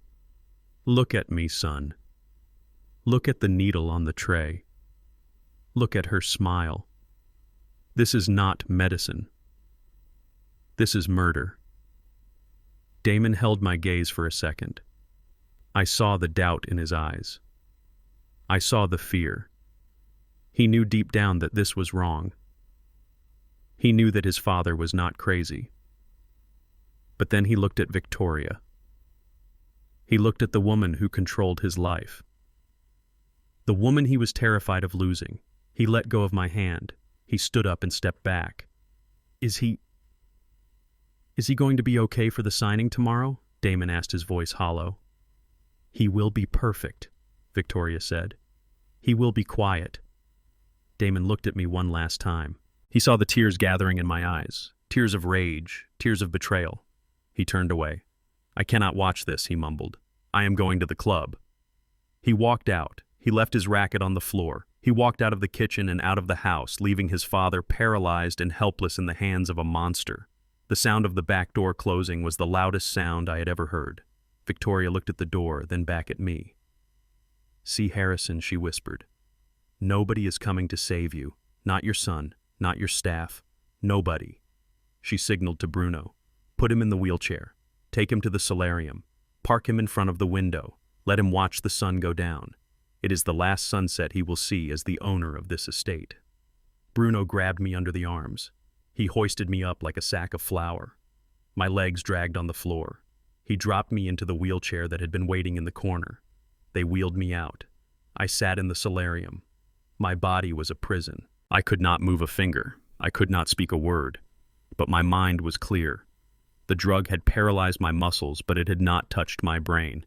In fact, the rage was burning off the fog. They thought this was the end. They thought I was finished. But they didn't know about the sample Marcus had taken to the lab. They didn't know about Vance digging into Julian. I watched the sun sink below the horizon, turning the sky the color of a bruise. Damon had turned his back. Victoria had plunged the needle. I was alone. But as the first star appeared in the twilight, I made a vow to the silent room. I will move again. I will speak again. And when I do, the first word out of my mouth will be a judgment that will shake this house to its foundation. You paralyzed my body, Victoria, but you just liberated my conscience. I have no mercy left, not for you, and now not for Damon. Bring on the signing ceremony. I am ready. The morning sun poured into my study, but it brought no warmth to the ice that had settled in my veins. I sat in my high-backed leather chair, a prisoner in the very room where I had built an empire. The paralysis from the injection Victoria had given me the day before had receded slightly, but not enough. My legs felt like concrete pillars anchored to the floor. My arms were heavy, lifeless weights hanging by my sides. My tongue felt too thick for my mouth, making speech a slurred and humiliating effort. I was awake. I was aware. But to the outside world, I looked exactly like what Victoria wanted me to be. A broken stroke, ridden old man waiting for the end. The door opened. Victoria walked in. She was not alone. Behind her trailed a man I had never met, but I knew his type instantly. He wore a suit that cost more than my first house, but it fit him poorly. He carried a briefcase that looked like it contained nothing but bad news. He had the shifting eyes of a jackal smelling a wounded animal. "Good morning, Harrison," Victoria said. Her voice was bright, brittle, and sharp. She walked over to the windows and pulled the heavy velvet drapes shut, blocking out the sun. The room plunged into a gloom that matched the intent of this meeting. "This is Mr. Thorne," she said, gesturing to the jackal. "He is my personal attorney. He has drafted the papers we discussed, the papers that will finally let you rest." Mr. Thorne sat across from me. He did not offer his hand. He placed a thick stack of documents on the mahogany desk. He looked at me, then looked at Victoria. "Is he cognizant?" Mr. Thorne asked, his voice oily and dismissive. "He is lucid enough," Victoria replied. "He understands. We discussed this yesterday. He knows it is for the best. She walked behind my chair. I could feel her presence looming over me like a guillotine blade. She placed her hands on my shoulders. Her grip was tight, painful. "We are transferring 51% of Cole Global Logistics to Damon," she explained. "But since Damon is so busy with the transition, I will be acting as the custodian of those shares until Noah comes of age. It is a simple restructuring, Harrison. It keeps the business in the family." I stared at the papers. The text was blurry, but I could make out the bold header. Irrevocable transfer of assets. She wasn't just taking the company. She was taking the legacy. She was taking the sweat off my brow and the blood from my veins and handing it to herself. Mr. Thorne clicked a gold pen. "We just need a signature right here, Mr. Cole," he said, pointing to a line at the bottom of the page, "and initials on the first 3 pages. I tried to speak. I tried to summon the roar that had silenced Union halls, but all that came out was a wet, guttural groan. No." Victoria laughed softly. She leaned down her cheek, brushing against my ear. Her perfume smelled of synthetic roses and malice. "Save your strength, Harrison," she whispered. "You don't need to speak. You just need to write."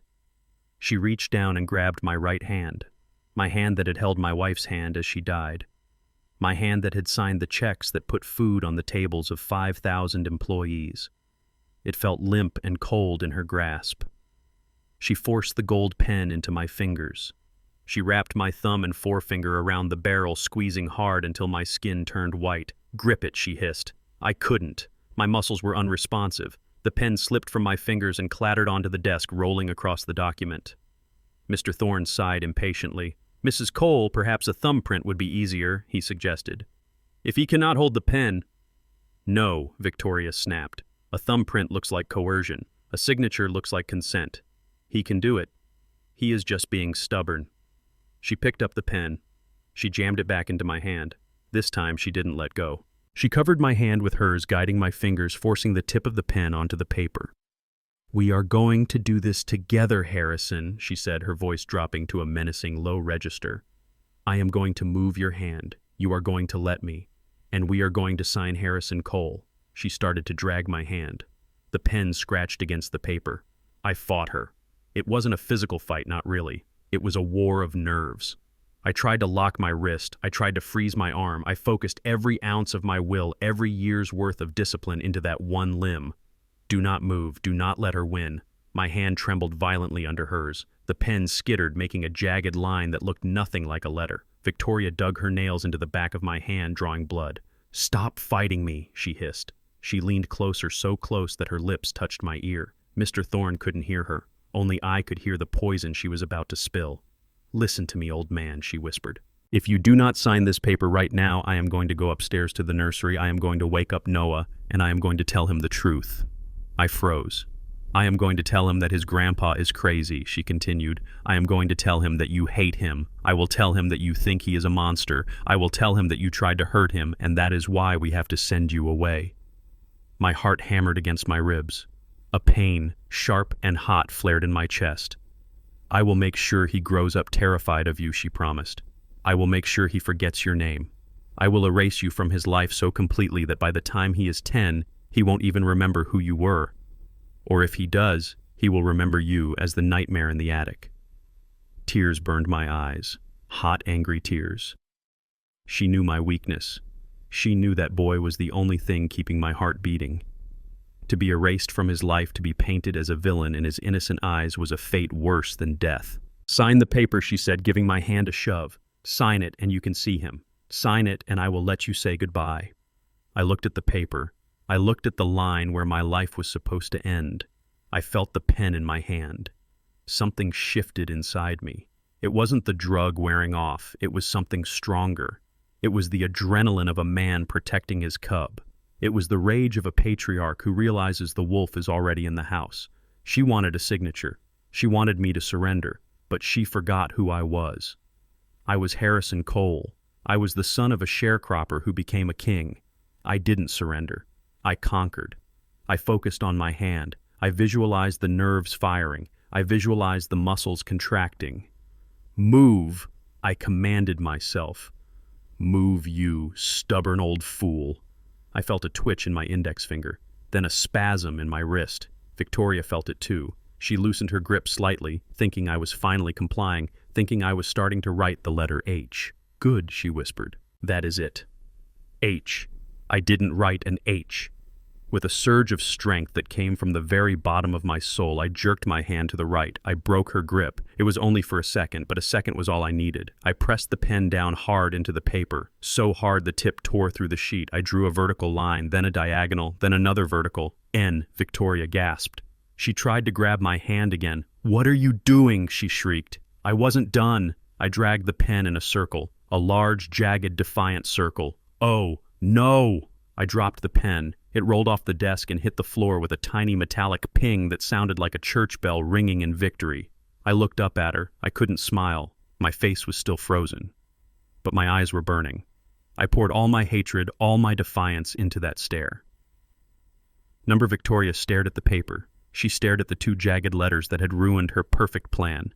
Her face turned a color I had never seen before, a mottled purple of pure, unadulterated rage. You stupid old bastard, she screamed. She raised her hand. She was going to strike me. I saw it coming. She was going to slap the face of the man who gave her everything. Mr. Thorne stood up quickly, knocking his chair over. Mrs. Cole, he said, his voice panicked. Mrs. Cole, do not. He grabbed her wrist just before she made contact. We cannot force him, he hissed, looking at the destroyed document. He is clearly resisting. If he signs under duress and there is a mark like that, any judge will throw it out. It proves he is cognizant enough to refuse. Victoria pulled her arm away from the lawyer. She was breathing hard, heaving breaths that rattled in her chest. She looked at me with eyes that promised murder. You think you won, she whispered. She grabbed the paper and crumpled it into a ball. She threw it at my face. It bounced off my chest harmlessly. You think writing no saves you, she spat. All you did was prolong the inevitable. She turned to Mr. Thorne. Get out, she ordered. Go draft a competency hearing petition. If he won't sign it away, we will take it away. We will have him declared mentally unfit by a judge. But that takes time, Mr. Thorne stammered. Weeks, maybe months. I do not care, Victoria screamed. Do it. Mr. Thorne grabbed his briefcase and fled the room like a rat escaping a sinking ship. Victoria stood there alone with me. The silence stretched between us, taut as a wire. You made a mistake, Harrison, she said, her voice dropping back to that icy calm that was more terrifying than her screaming. You think you are protecting the company. You think you are protecting Noah. She walked to the door. She stopped and looked back. But now the gloves are off. You want to play hardball? Fine. No more vitamins. No more nice nurse. She opened the door. From now on, you are in solitary. Nobody comes in. Nobody goes out. You will rot in this room until you beg me to let you sign. She slammed the door. I heard the key turn in the lock. I sat alone in the gloom. My hand was throbbing where she had dug her nails in. My body was exhausted. The burst of energy that allowed me to write those two letters had drained me completely. But as I looked at the crumpled ball of paper on the floor, I felt a strange sensation in my chest. It wasn't pain. It wasn't fear. It was pride. I had fought back. I had drawn a line in the sand. I closed my eyes and pictured Noah. I did not let her win Noah, I thought.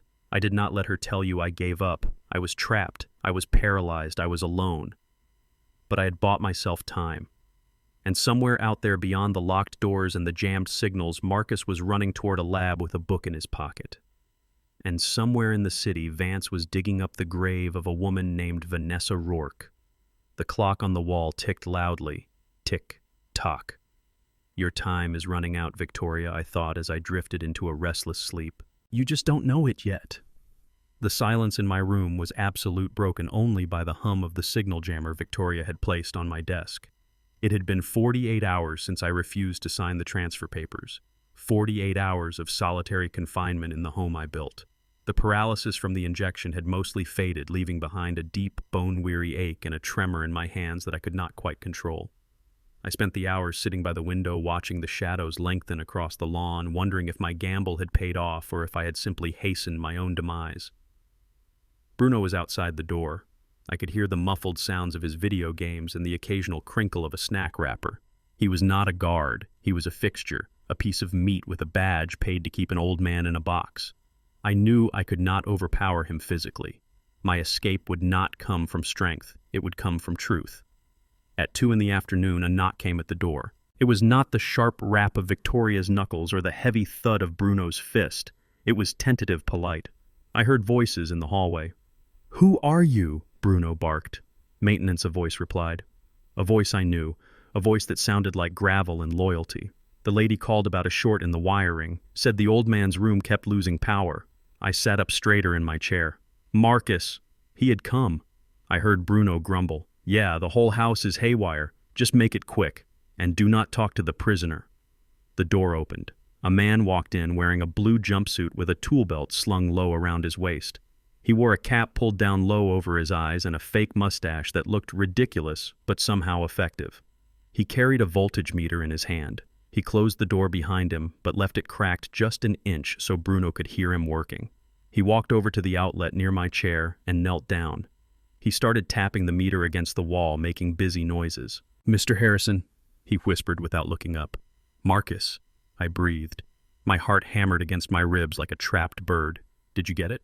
Marcus kept his head down, fiddling with a screwdriver. "I went to the lab, boss. I paid the rush fee. I waited in the parking lot all night until they handed me the envelope." And I asked, gripping the armrests of my chair. Marcus stopped working. He turned his head slightly so I could see his profile. His jaw was tight. I saw a sheen of sweat on his forehead. He looked like a man who was carrying a bomb and was terrified it would go off. "It is bad, boss," he whispered. "It is exactly what you thought. And worse. Tell me," I commanded. Marcus took a deep breath. He leaned in closer, pretending to inspect the lamp on the table next to me. "First sample. You and Damon." He paused. "He is your son, boss. 99.9% match. The bloodline is true. He is a Cole." I let out a breath I did not know I was holding. A wave of relief washed over me, so powerful it almost made me dizzy. Damon was mine, my boy, my flesh and blood. He was weak, he was foolish, he was easily manipulated, but he was mine. I had not been living a lie for 35 years. Esther had been faithful. The foundation of my fatherhood was solid, but Marcus was not done. "Second sample," he said, his voice dropping even lower, barely a vibration in the air. "Damon and Noah." He stopped. He squeezed the screwdriver handle so hard his knuckles turned white. 0% boss. No match. The words hung in the air like smoke. 0%. I closed my eyes. I felt a physical pain in my chest, a sharp tearing sensation as if my heart was breaking all over again. Noah, the boy who sat on my lap, the boy who had my eyes, or so I thought, the boy I had planned to leave my empire to. He was a stranger. He was a cuckoo bird placed in my nest to steal the worms meant for my own. And the third test, I asked, my voice hollow. "The comparison with the Julian subject." Marcus nodded slowly. 99.9% match. The boy belongs to Julian Stone. Julian Stone. The name Victoria had whispered on the phone, the man she called her partner. So it was true. All of it. The marriage was a sham. The family was a sham. Victoria had planted another man's child in my house, made my son raise him, made me love him, all while plotting to steal everything we had to give to her real family. I looked at the photo of Noah on my desk. He was smiling, holding a toy truck. He looked so innocent. He was innocent. He did not know. He was just a pawn in a game so cruel, it made my stomach turn. I felt a tear slide down my cheek. I brushed it away angrily. Harrison Cole does not cry for strangers. But God help me, I loved that boy. Blood or no blood, I loved him. And the pain of knowing that he was the instrument of my destruction was almost more than I could bear. Marcus looked at me, his eyes full of pity. "I am sorry, boss. I know how much you love the kid." I took a deep breath. I pushed the pain down deep into the vault where I kept my grief for Esther. I locked the door. Now was not the time for sentiment. Now was the time for war. "Where are the papers, Marcus?" I asked. "I have them right here," Marcus said, tapping his chest pocket. "But I cannot leave them with you. Victoria tears this room apart every morning. If she finds them, the game is over." "You keep them," I said. "Guard them with your life, Marcus." "I made copies," he said. "One set is with your lawyer, Vance. One set is in my safe, and I have the digital file on a drive." "Good man," I said. Marcus stood up. He adjusted his tool belt. "Boss, there is one more thing." "What is it?" "Vance did the background check on Julian Stone. He is not just an ex-boyfriend. He is a wanted man, fraud, embezzlement, and get this, he is currently employed as a consultant for a shell company registered in Victoria's name. He is on the payroll. I asked, my blood boiling. He is on the payroll, Marcus confirmed. You are paying the salary of the man who slept with your daughter-in-law and fathered her child. The rage that filled me then was cold and white-hot. It clarified everything. It burned away the doubt. It burned away the hesitation. I looked at Marcus. Get out of here, I said. Go back to the gate. Wait for my signal. What is the signal, boss? The signing ceremony, I said. They are scheduling it for tomorrow. Victoria thinks I am broken. She thinks I am going to sign the company over to save my relationship with Noah. I gripped my cane.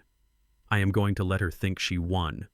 I am going to let her gather everyone in the room. I want Damon there. I want the lawyers there. I want her to feel the victory in her hands. And then Marcus asked, a grin spreading across his face. And then I said, I am going to drop the bomb. Marcus nodded. He tapped the brim of his cap. I will be ready, boss. Just say the word. He turned and walked to the door, opening it loudly.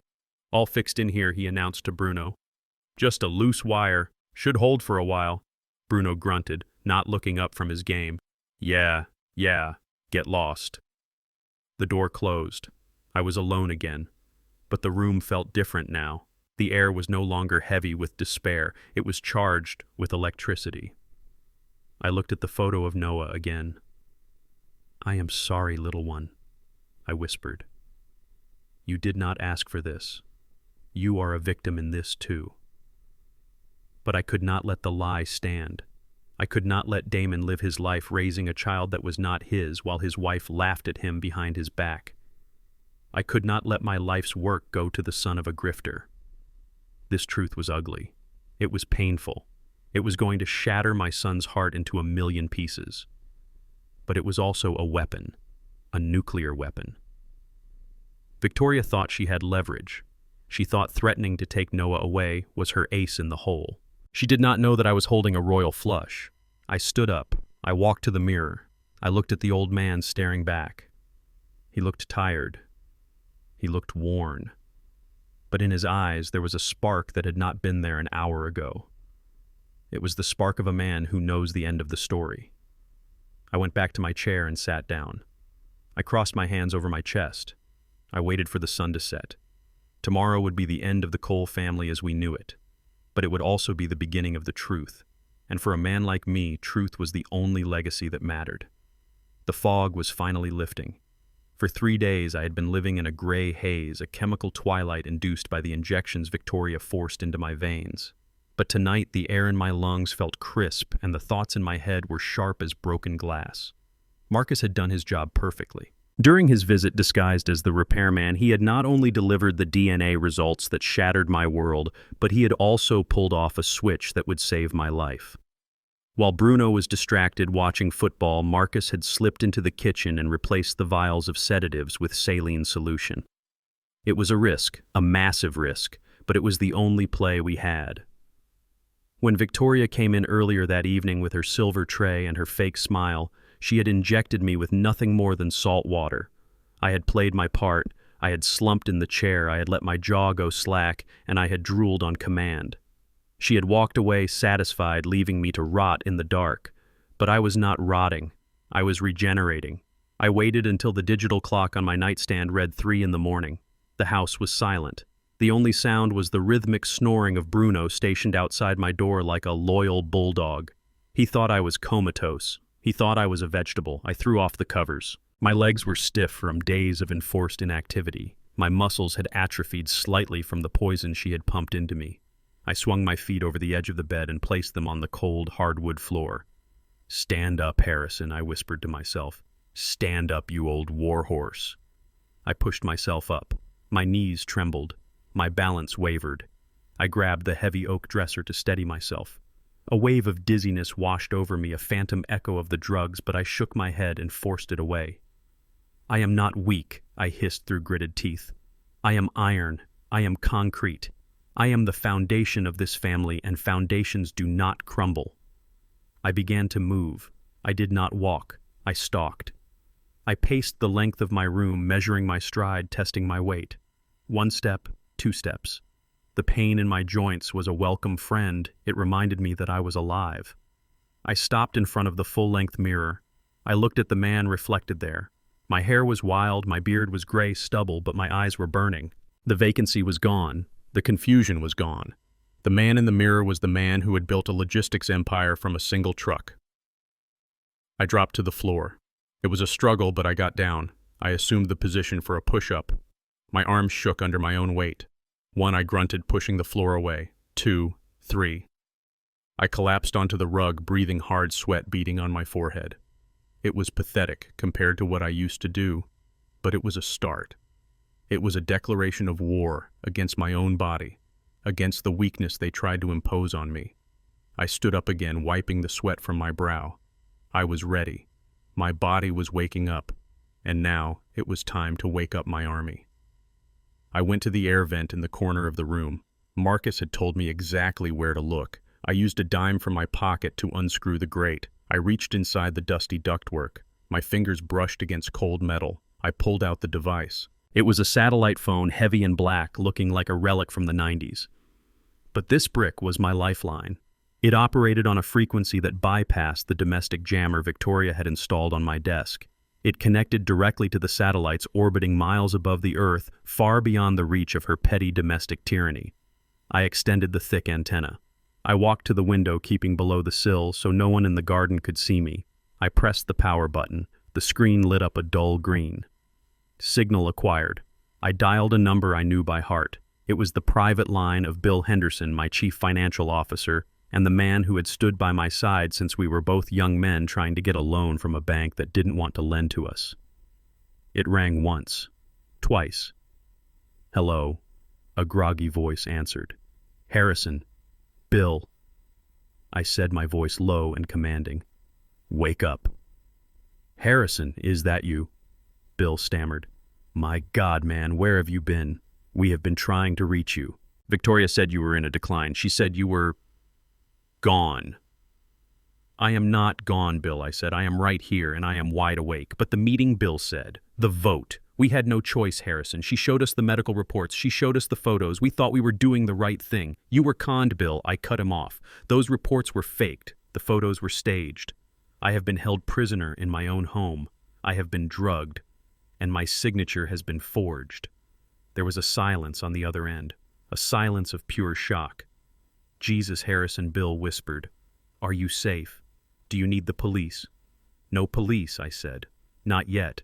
If the police come now, she will claim I am having a psychotic break. She has the paperwork to prove it. She will have me committed before I can say a word. I need to beat her at her own game, Bill. I need to beat her in the boardroom. What do you need me to do?" "I need you to call a meeting," I said. "Not a public one. A shadow meeting." "When?" "Tomorrow morning, before the signing ceremony. Victoria has scheduled the signing for 10 a.m., Bill said. She has invited the lawyers, the notary, and a film crew. She wants to record the transfer of power for posterity." "Perfect," I said. "Let her have her show. But I want you to contact the key shareholders. I want Vance there, and I want you there." "We will be there, Harrison. But what is the plan?" "She has the votes. Damon is ready to sign." "Damon is a fool," I snapped. "But tomorrow he is going to learn the hardest lesson of his life." I took a deep breath. "Listen to me, Bill. When you come tomorrow, bring the corporate seal, and bring the original incorporation documents, the ones with the morality clause." "The morality clause," Bill repeated. "We haven't used that since, well, never. We are using it tomorrow." "And Bill." "Yes, Harrison, do not tell Damon. Do not tell anyone. Walk into this house like you are coming to a funeral. Let her think she has won. Let her gloat." "I want her guard down." "I understand," Bill said. "We will be ready." "One more thing," I said, looking at the photo of Noah on my desk, the photo of the boy who wasn't mine. "Bring the file on the Julian Stone acquisition." "Julian Stone?" Bill asked, confused. "We never acquired a company by that name." "I know," I said, "but create the file. I want a folder with his name on it. Empty. Just the name. Put it on the table when you walk in." I could hear the gears turning in Bill's head. He didn't ask why. He trusted me. "Consider it done, boss." I hung up the phone. I collapsed the antenna and shoved the device back into the air vent, screwing the grate back into place. I stood in the center of my room. My heart was pounding, but it was a strong, steady rhythm. the rhythm of a machine coming back online. I walked back to the bed. I sat down and looked at my hands. They were large hands scarred from years of manual labor. They were the hands of a builder. Victoria thought she could tie these hands with invisible ropes. She thought she could paralyze me with chemistry and lies. She had made a fatal error. She had forgotten that you can knock a man down, you can steal his company, you can even steal his son. But you cannot steal his spirit. Not if that spirit was forged in the fires of adversity that she could not even imagine. I lay back down and pulled the covers up to my chin. I needed to rest. Tomorrow was going to be the longest day of my life. I needed to be weak one last time. I needed to let them wheel me out like a trophy. I needed to let them put the pen in my hand.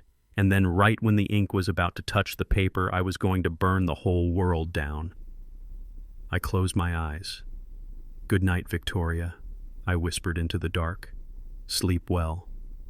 Because when I wake up, your nightmare begins." The sun had not yet risen when I finished my preparations, but the darkness inside my room felt different now. It was no longer the darkness of a tomb. It was the darkness of a hunter's blind.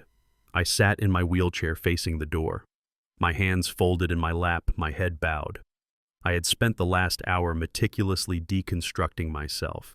I rubbed my eyes until they were red and irritated. I messed up my hair so it stood in wispy, chaotic tufts. I even allowed a little spittle to gather at the corner of my mouth. I had to become the ruin she wanted to see. I had to be the broken king ready to hand over his crown for a warm meal and a soft bed. At 7 o'clock sharp, I heard the shift change. Bruno grunted and stretched outside the door. I reached out and knocked on the wood. It was a weak, pathetic sound. Bruno opened the door. He looked tired and smelled of stale coffee. "What do you want, old man?" he growled. "Get her," I whispered, my voice trembling. "Get Victoria." "She is sleeping," Bruno said. "She does not want to be disturbed until 9. Tell her." "Tell her I am ready," I wheezed. "Tell her I want to sign." Bruno's eyes widened. He knew what this meant. It meant his payday was coming. It meant the job was done. He didn't argue. He turned and ran down the hallway, his heavy boots thudding against the floor. I waited. 10 minutes later, I heard the click-clack of heels. Rapid, purposeful steps. She was coming. Victoria burst into the room. She was wearing a silk dressing gown wrapped tight around her waist, her hair loose and messy. She hadn't even put on her makeup yet, but her eyes were wide with a predatory hunger. She stopped in front of me, breathing hard. She looked at me, searching for a trick, searching for the defiance I had shown 2 days ago. "What did you say?" she demanded. I looked up slowly. I let my head loll to the side. I let my hands shake visibly in my lap. "I cannot do it anymore, Victoria," I mumbled. "The darkness, the cold. I am too old for this." She took a step closer. She leaned down, staring into my face.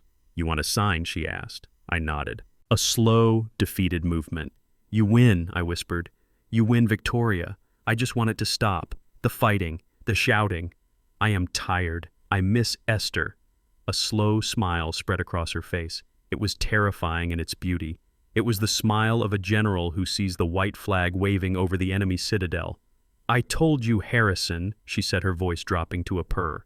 "I told you resistance was futile. You are sick. You are confused. This is the only way." I reached out a trembling hand and touched the hem of her silk robe. "Please," I begged, just promise me one thing."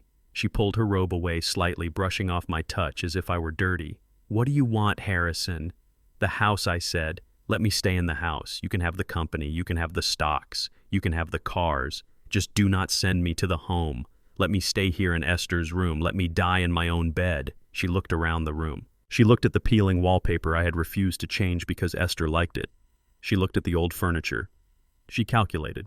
She weighed the value of the house against the value of the global logistics empire I was handing her. The house was worth millions, but the company was worth billions. It was a small price to pay to get my signature without a court battle. "Fine," she said magnanimously. "You can stay. We will keep you in the West Wing, out of sight, as long as you are quiet, as long as you do not embarrass us." "Thank you," I sobbed, burying my face in my hands. "Thank you." She stood up straight. She smoothed her hair. The transformation was instant. She went from sleepy to commanding in the blink of an eye. "Bruno," she barked, "get him cleaned up. Put him in a suit. He smells like old age. I want him looking presentable for the ceremony." She pulled out her phone. She didn't leave the room. She started making calls right there in front of me, pacing back and forth, her voice echoing with triumph. "Damon," she shouted into the phone. "Wake up. Get your ass back here now." He broke. The old man broke. "We are signing today. Yes, today. Call Thorne. Tell him to bring the final draft, the 51% transfer. Everything." She hung up and dialed again. "Julian," she whispered, covering the mouthpiece slightly, but not enough. "It is happening. Champagne. Tonight. The big bottle. We are rich, baby. We are finally free." I sat there listening to her plan her victory party, listening to her call her lover while standing in my bedroom. And then she made the mistake I was praying for, the mistake that narcissists always make. She wanted an audience. She dialed a third number. "Hello, is this Star Media?" she asked. "This is Victoria Cole. I need a crew, a film crew. Yes, immediately. I want to document a historic family transition, a legacy handover. I want high definition. I want lighting. I want the world to see this." I hid my smile behind my hands. She was calling a film crew. She wanted to record her triumph. She wanted to capture the moment Harrison Cole bowed down to her. She didn't know it, but she was hiring the videographers for her own execution. "Excellent," she said. "Be here in 2 hours. 10 a.m. sharp."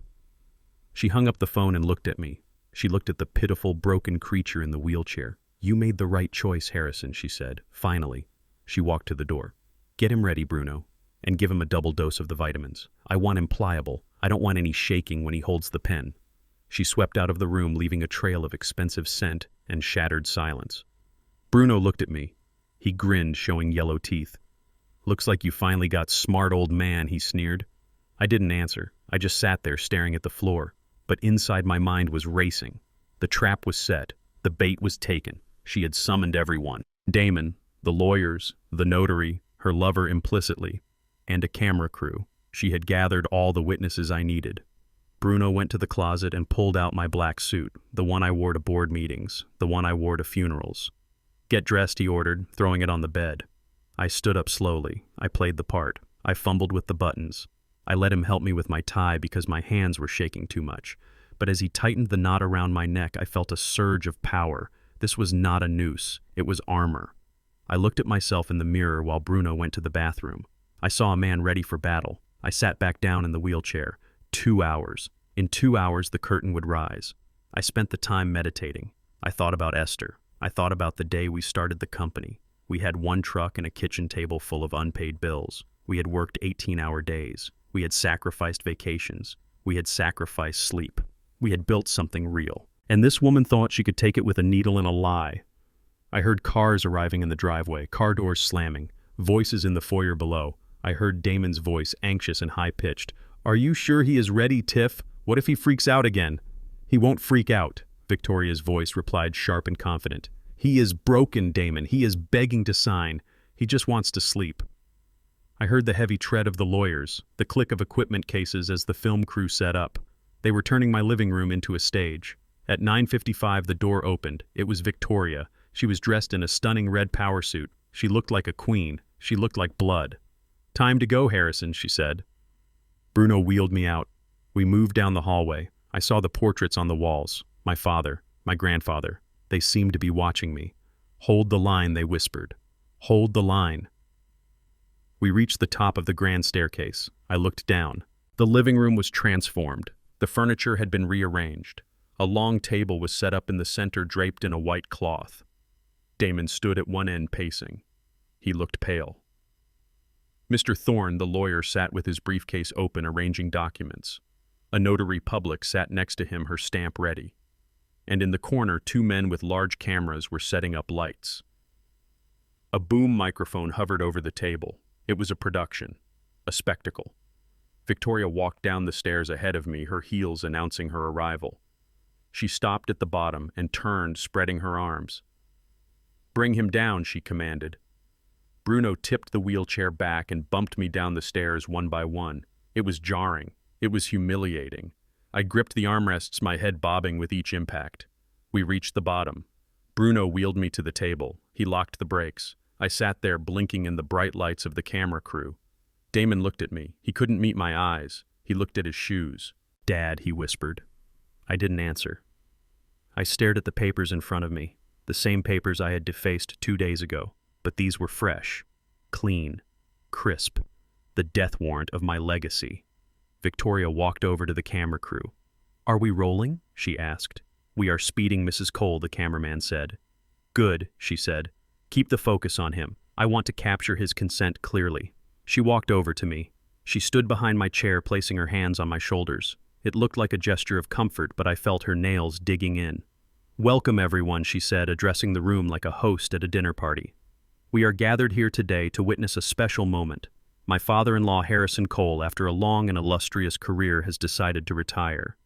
He has decided to pass the torch to the next generation, to his son Damon and to his grandson Noah." She squeezed my shoulder. "Isn't that right, Harrison?" I nodded slowly. My chin touched my chest. "Yes," I mumbled. Mr. Thorne cleared his throat. "For the record," he said, looking at the camera. "Mr. Cole, are you signing these documents of your own free will?" Victoria leaned down. Her breath was hot on my ear. "Say yes," she hissed, "or Noah goes to London tonight." I looked up. I looked into the lens of the camera.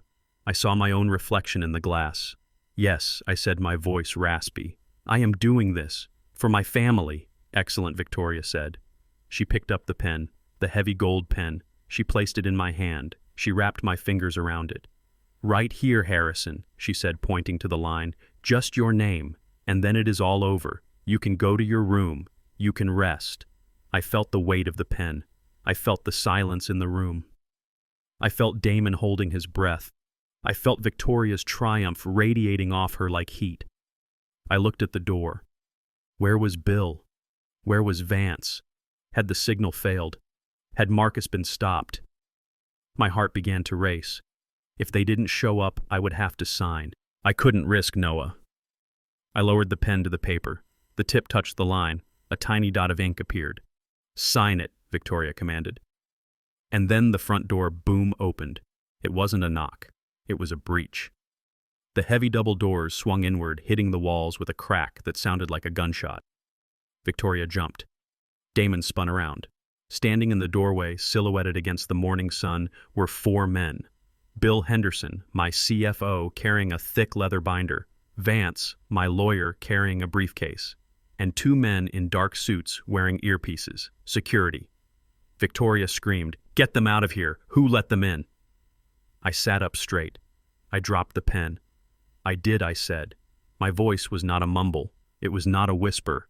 It was a roar. I pushed the wheelchair back. I stood up. I did not wobble. I did not shake. I stood to my full height of 6'2". Harrison Victoria gasped, stepping back. I buttoned my jacket. I smoothed my tie. I looked at the camera crew.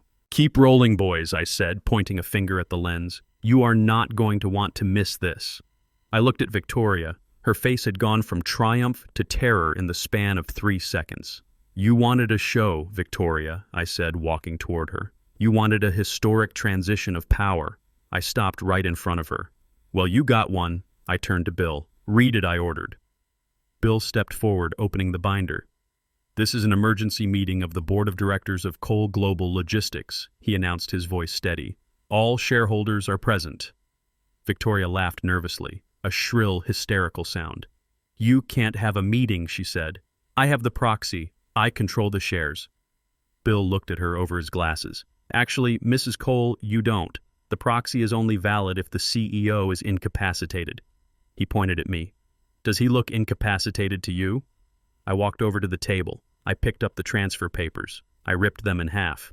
The sound of tearing paper was loud in the silent room. I ripped them again, and again, until they were confetti. I threw the pieces in the air. They rained down on the table like snow. "The trap is sprung, Victoria," I said softly, "and you are the one inside it." The confetti of the torn contracts settled on the mahogany table like snow on a battlefield. The silence in the room was absolute, heavy, and suffocating. For a moment, the only sound was the whir of the cooling fans on the camera lights and the ragged breathing of my daughter-in-law. I stood tall, buttoning my jacket, feeling the strength in my legs that I had hidden for days. I looked at the faces in the room. Bill and Vance stood by the door like sentinels, their expressions grim and determined. The camera crew looked confused, unsure if they should cut the feed or keep rolling on what was clearly becoming a disaster. But my eyes were fixed on Victoria. She was wearing a blood-red suit tailored to perfection, a garment designed to signal power and dominance. A minute ago, she had looked like a queen about to be crowned. Now she looked like a cornered animal.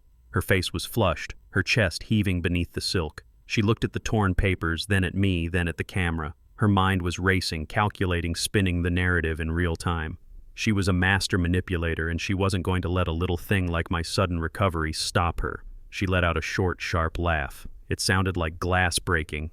"Cut the feed," she snapped at the cameraman. "No," I boomed, my voice filling the room. "Keep rolling. You wanted a historic moment, Victoria. You wanted the world to see the transfer of power. Let them see it." Victoria turned on me. Her eyes were blazing. She didn't back down. She stepped over the torn paper, her heels clicking aggressively on the hardwood. "You think this proves anything?" she hissed, her voice low so only I could hear. "You think standing up makes you competent? Look at you. You're tearing up legal documents. You're screaming at your family. This is a manic episode, Harrison. It's a symptom." She turned to the room, spreading her arms wide, addressing the lawyer and the notary as if they were a jury. "You see," she said, her voice dripping with fake concern. "This is what we've been dealing with. Violent mood swings. Delusions of grandeur. He thinks he's running a board meeting in his living room. It's tragic, really." She snapped her fingers at Mr. Thorne, the sleazy lawyer she had brought in. "Thorne, give me the backup copies." Thorne hesitated. He looked at Vance, who was glaring at him with the cold stare of a prosecutor who knows where the bodies are buried. But Thorne was paid by the hour, and he was greedy. He reached into his briefcase and pulled out a fresh, crisp binder. Victoria snatched it from him. She slammed it down on the table, right on top of the torn pieces of the first one. She pushed it toward me. The friction of the leather against the wood made a harsh, scraping sound. "Sit down, Harrison," she commanded. "Stop this theatrics. You are embarrassing yourself. You are embarrassing Damon." I looked at Damon. My son was still sitting in his chair, his head in his hands. He hadn't looked up once. He was shrinking, dissolving into the background, terrified of the woman standing over us. "Damon," I said softly, "stand up." He didn't move. "Damon, look at me. I am your father. I am standing. Why are you still sitting?" He lifted his head slowly. His eyes were red, rimmed with dark circles. He looked at me, then he looked at Victoria. I saw the fear in his eyes. It wasn't fear of me. It was fear of her. She had hollowed him out, scooped out his spine, and replaced it with her own ambition. He can't, Tiff," Damon whispered. "He's sick." Victoria ignored him. She picked up the heavy gold pen again. She held it out to me. "Sign the paper, Harrison," she said, her voice dropping to a dangerous whisper. I didn't take the pen. I just looked at her. "And if I don't?" I asked. She leaned in close. She smelled of expensive perfume and rot. She invaded my personal space, her lips inches from my ear, shielding her words from the microphone overhead. "If you don't sign this right now," she whispered, "Noah goes to London tonight. I have the tickets. I have the passports. You will never see him again. I will tell him you died screaming. I will tell him you hated him." My heart clenched. It was the same threat. The same rusty knife she had been twisting in my gut for days. She thought it was her ace in the hole. She thought Noah was the chain that bound me to her will. She didn't know I had broken the chain. I looked at her. I saw the confidence in her eyes. She truly believed she had won. She believed that love was a weakness she could exploit. "Okay," I said. Victoria pulled back a smirk, spreading across her red lips. "See," she said to the room, her voice regaining its brightness. "He just needed a moment. He understands." She shoved the pen into my hand. "Right here, Dad," she said, pointing to the signature line. "Press hard. It's a carbon copy." I took the pen. It felt heavy, cold, solid. A weapon disguised as a writing instrument. I leaned over the table. The camera zoomed in. The red light on the lens blinked steadily, an unblinking eye recording history. I looked at the line where I was supposed to sign away my life's work. Harrison Cole. That was the name she wanted. A name that carried weight, a name that moved markets. But that name didn't belong on this document. I pressed the tip of the pen to the paper. The ink flowed black and permanent. I didn't write an H. I drew a circle. A tall, narrow oval. Victoria frowned. She leaned closer, watching my hand. "What are you doing?" she asked. I drew a dot, a decimal point. Then I drew another circle, and another, 0.00, and then with a flourish that felt like swinging a hammer, I drew a line with two circles. The percentage sign, percent. I stood up straight and dropped the pen. It rolled across the document, leaving a small stray mark of ink like a scar. Victoria stared at the paper. She stared at the numbers. 0.00%. She blinked. Her brain couldn't process it. She was expecting a signature, a surrender. Instead, she got a math problem. "What is this?" she shrieked, her voice cracking. "What is this garbage?" She snatched up the paper and held it up to my face. "Are you senile?" she screamed. "Did you forget your own name? You wrote 0. You wrote a 0. I looked her dead in the eye. I didn't blink. I didn't flinch. "It is not a signature, Victoria," I said, my voice calm, steady, resonating with the authority of a judge passing sentence. "It is a number." "What number?" she yelled, shaking the paper. "It is the amount of cold blood in my grandson's veins," I said. The room went silent. It wasn't the silence of awkwardness. It was the silence of a bomb blast that splits second after the detonation before the shockwave hits. Victoria froze. The paper shook in her hand. Her mouth opened, but no sound came out. Her eyes darted from me to the paper, then to Damon, then back to me. What she whispered. Damon stood up. His chair scraped loudly against the floor. "Dad," he said, his voice trembling. "What did you say?" I turned to my son. I looked at him with a mixture of pity and love, but mostly with a hard, unyielding truth. "I said 0, Damon. 0.00%. I signaled to Vance. "Now," I said. Vance stepped forward. He didn't open a briefcase. He reached into his pocket and pulled out a remote control. He pointed it at the wall behind me. Bill Henderson stepped forward and pulled a cord. A projection screen unrolled from the ceiling, covering the oil painting of my father. The projector hummed to life. A beam of white light cut through the dusty air of the living room. An image appeared on the screen. It was crisp, clear, and scientific. It was a DNA report. The header read, "Paternity Index Analysis." Victoria gasped. She dropped the paper. It fluttered to the floor, landing next to the pen. "No," she whispered. "Turn it off. Turn it off right now." She lunged for the projector, her red heels slipping on the rug. "Sit down!" I roared. Bruno, her hired muscle, stepped forward instinctively to help her, but Marcus stepped out from the shadows. Marcus held a taser in his hand. He didn't say a word. He just looked at Bruno and dared him to move. Bruno froze. I pointed at the screen with my cane. "Read it, Damon," I said. Damon walked around the table. He moved like a man walking to the gallows. He squinted at the bright light. "Sample A." He read, his voice shaking. "Damon Cole. Sample B. Noah Cole." He paused. He swallowed hard. "Probability of paternity. 0%. He turned around slowly. His face was gray. He looked at Victoria. "Tiff," he asked. "What is this?" Victoria was backing away. She bumped into the table. Her hands were trembling. "It's a lie," she screamed, pointing at me. "The old man forged it. He's crazy. He hates Noah. He made it up to hurt us. I forged nothing," I said. "I took the samples myself. I took the hair from Damon's brush. I took the toothbrush from Noah's cup." But that wasn't the only slide. "Next slide, Vance," I ordered. The image changed. This report was different. It showed a match, a near-perfect match. Sample B, Noah Cole. Sample C, Julian Stone. Probability of paternity, 99.9%. The name hung in the air like a curse. Julian Stone. Damon stared at the name. He blinked, trying to make sense of the letters. "Julian," he whispered. "Julian. Your friend. The guy from the tennis club." Victoria let out a sound that wasn't human. It was a cornered, feral snarl.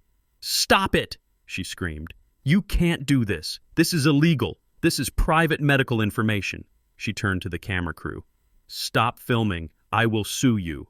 I will sue all of you." But the cameraman didn't stop. He was zoomed in on her face. He was capturing the exact moment her mask crumbled. I walked around the table. I walked until I was standing right in front of Damon. I put my hand on his shoulder. He was shaking so hard his teeth were chattering. She played you, son, I said softly. She played us all. She didn't marry you for love. She married you for a target. And when she couldn't get the money fast enough, she brought in her partner. She brought in the father of her child. Damon looked at me. Tears were streaming down his face. But, Noah, he sobbed. He calls me Daddy. He doesn't look like you, Damon, I said gently. Look at his ears. Look at the mole. He looks like Julian. Damon looked at Victoria. The betrayal in his eyes was absolute. It was the look of a man realizing that the last 5 years of his life had been a hallucination. Is it true, he asked her. Victoria straightened up. She realized the denial wasn't working. She realized the game was up. And that is when the transformation happened. The scared, victimized daughter-in-law vanished. Her face settled into a hard, cold mask. Her eyes lost their panic and gained a terrifying clarity. She stopped shaking. She looked at Damon with pure disgust. Yes, she said. Her voice was flat. Dead. Damon flinched as if she had hit him. Why, he whispered. Because you are pathetic, Damon, she said. You are a weak, spineless boy living on your daddy's allowance. Julian is a man. The cruelty of it sucked the air out of the room. She turned to me. She crossed her arms over her chest. So what, she challenged. So what if he isn't a Cole? You signed the birth certificate, Damon. You are the legal father. In the eyes of the law, he is yours. And that means I still have custody. And that means I still have leverage. She smiled. It was a broken, jagged smile. You think a slideshow changes anything, Harrison? You still have to pay me. If you want to see that boy again, you will pay me whatever I want. I looked at her. I shook my head slowly. You still don't get it, do you, Victoria? I asked. I signaled to Bill Henderson. Bill opened the thick binder he had brought. He pulled out a single sheet of yellowed paper. It looked old, fragile. I didn't just run a DNA test, Victoria, I said. I ran a background check.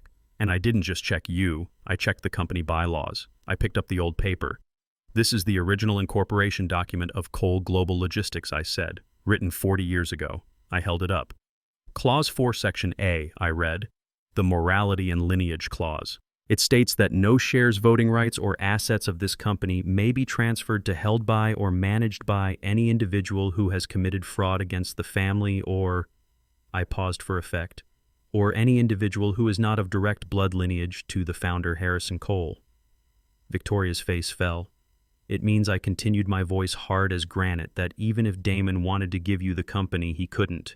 Even if I wanted to give it to Noah, I couldn't. The bylaws forbid it. The trust is locked. I took a step closer to her. You were trying to steal a vault that only opens for Cole blood, Victoria, and you brought a stranger's key. The realization hit her. The money was gone. The leverage was gone. The company was gone. She looked at the camera. She looked at the lawyers. She looked at the screen with the 99.9% match.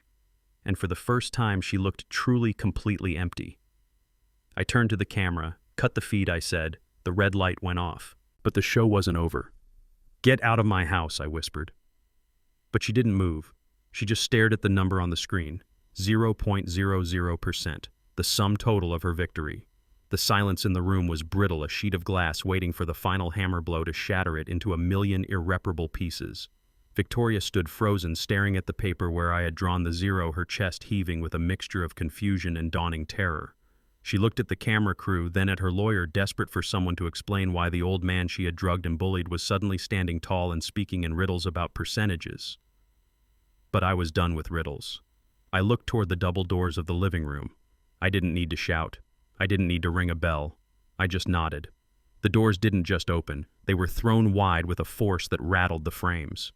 Victoria jumped, spinning around on her red heels.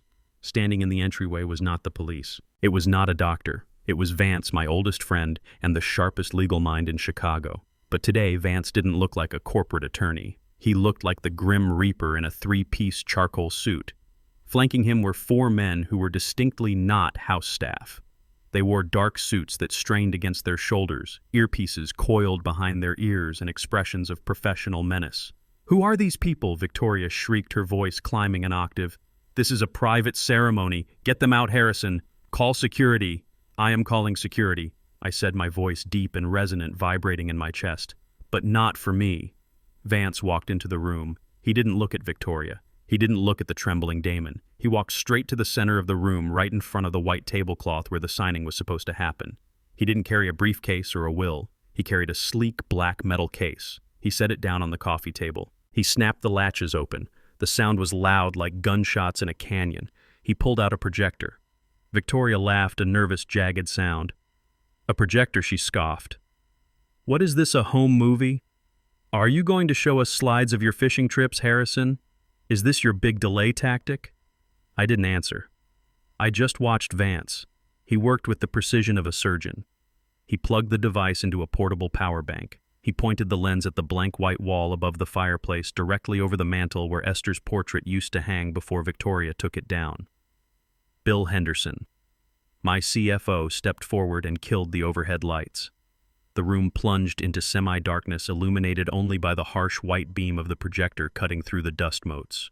Damon stood up, his chair scraping against the floor. "Dad," he whispered, his voice trembling. "What is going on?" "Sit down, son," I said gently. "You need to be sitting for this." Damon didn't sit. He backed away until he hit the wall, looking like a trapped animal. Vance tapped a key on his laptop. The first image appeared on the wall. It was huge, crisp, and undeniable. It was a scanned document from a genetic testing laboratory complete with official seals and watermarks. The header read Paternity Index Analysis, Subject A versus Subject B. I walked over to the screen. I used my cane not for support, but as a pointer. "You wanted to talk about blood, Victoria," I said, my voice cutting through the hum of the projector fan. "You spent the last week threatening me with the future of the Cole bloodline. You said Noah was the heir. You said he was the future." I pointed to the first name on the document. Subject A, Damon Marcus Cole. I pointed to the second name. Subject B, Noah Alexander Cole. I looked at Damon. He was squinting at the screen, trying to read the small print, his face pale and sweaty. "Read the bottom line, Damon," I commanded. Damon shook his head. I can't. Read it," I roared. Damon stepped forward. He looked at the numbers. Probability of paternity. He read, his voice barely a whisper. 0%. He stopped. He blinked. He read it again. 0%. He repeated louder this time, the words tasting like ash in his mouth. He turned to Victoria. "Tiff," he asked, his voice cracking. "What does this mean? It says 0. Is the machine broken?" Victoria was backing away. She bumped into the table, knocking over a glass of water. "It's a lie," she screamed, pointing a shaking finger at me. "He forged it. The old man forged it. He hates us. He hates Noah. He typed that up on his computer to steal the company." "I forged nothing," I said. "I took the samples myself. I took the hair from Damon's brush. I took the toothbrush from Noah's cup. But that was just the appetizer." "Next slide, Vance," I ordered. The image on the wall flickered and changed. The second document appeared. Subject B remained the same, Noah Alexander Cole. But Subject C was new. I looked at Victoria. Her face had gone from red to a sickly, ghostly white. She knew this name. She had whispered this name in the hallway. She had promised this name my fortune. "Read the name Damon," I said softly. Damon looked at the screen. Subject C, Julian Stone. He frowned. The name sounded familiar, but he couldn't place it. "Julian Stone," he muttered. "Who is Julian Stone?" I looked at Victoria. "Why don't you tell him?" "Victoria?" I asked. "Why don't you tell him who Julian is? Is he your cousin, your business partner, or is he the man you were on the phone with last night celebrating your victory?" Victoria didn't speak. She couldn't. Her mouth opened and closed like a fish on dry land. Damon looked at the numbers below the names. Probability of paternity 99.9%. The realization hit him like a physical blow. I saw his knees buckle. He grabbed the back of a chair to keep from falling. "Julian," he whispered. The guy from the club. The consultant you hired." He looked at Victoria. The betrayal in his eyes was absolute. It was the look of a man watching his entire universe implode.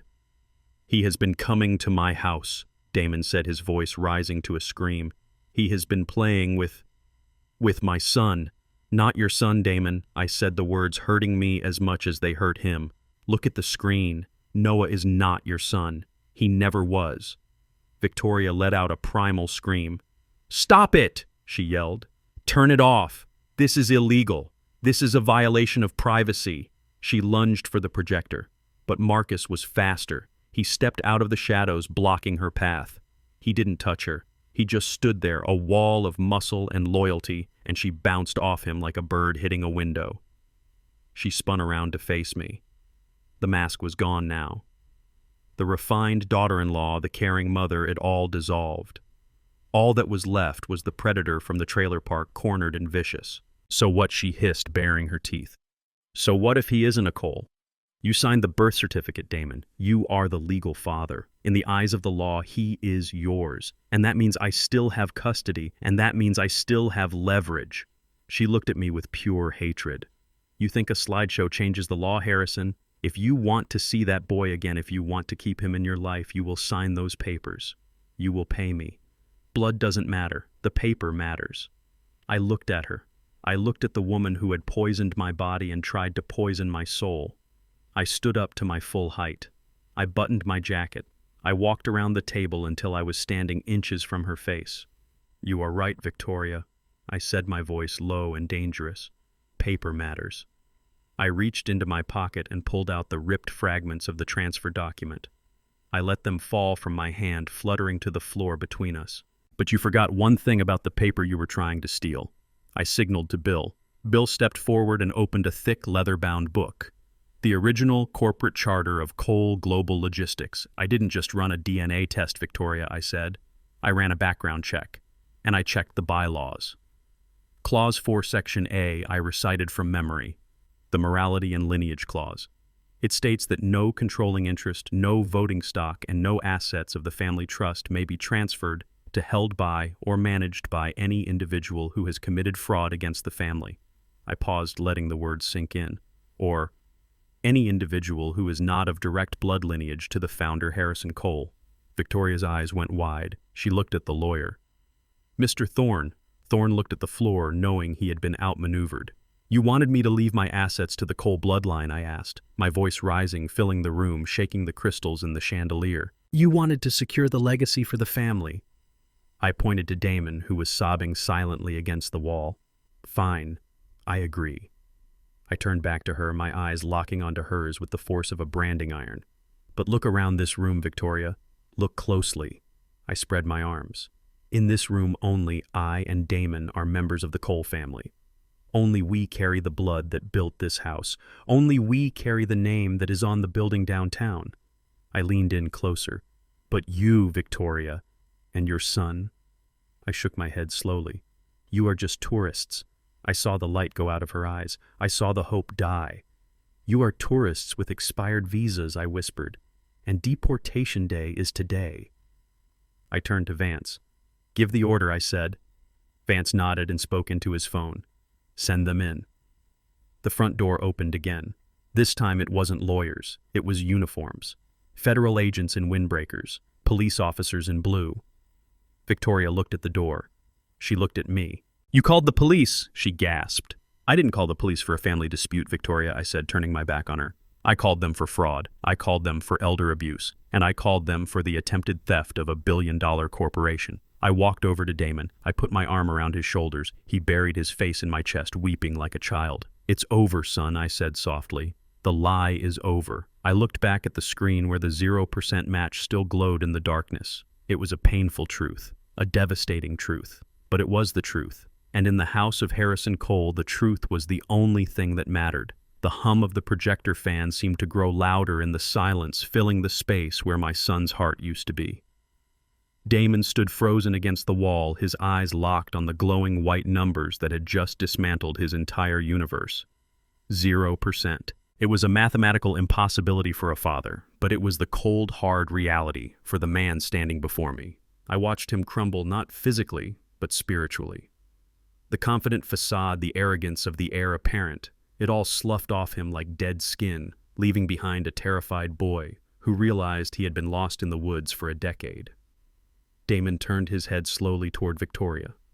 His movements were jerky and mechanical, like a marionette with tangled strings. He looked at the woman in the red suit, the woman he had defended against me, the woman he had chosen over his own mother, the woman he had almost signed away $1 billion empire to please. You swore, he whispered. The sound was so broken it hurt to listen to. You swore on the Bible. You swore on your mother's grave.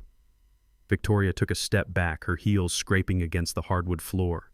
Her eyes were darting around the room, looking for an exit, looking for a weapon, looking for a lie that would stick. "Damon, baby, look at me," she pleaded, putting on the mask of the victim one last time. "Don't look at the screen. Look at me. It is a trick. Your father is manipulating you. He paid someone to type that up. He hates us, Damon. He has always hated us." Damon shook his head slowly. The denial was fading, replaced by a dawning horror. He did not type up the birthmark, Tiff, Damon said, his voice rising. He did not type up the ears. He pointed a trembling finger at the screen where Julian Stone's name glowed in bold letters. "Julian," he choked out. "My tennis partner. The man we had dinner with last week. The man who sat at my table and drank my wine." Victoria's face hardened. She realized the soft approach was not working. She realized the dam had broken. So what? She snapped, her voice changing instantly from pleading to venomous. "So what if it is Julian? At least he is a man, Damon.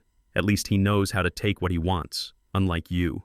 The insult hung in the air, toxic and cruel. Damon stared at her. His mouth opened, but no words came out. He looked like he had been punched in the gut. "You think I wanted this?"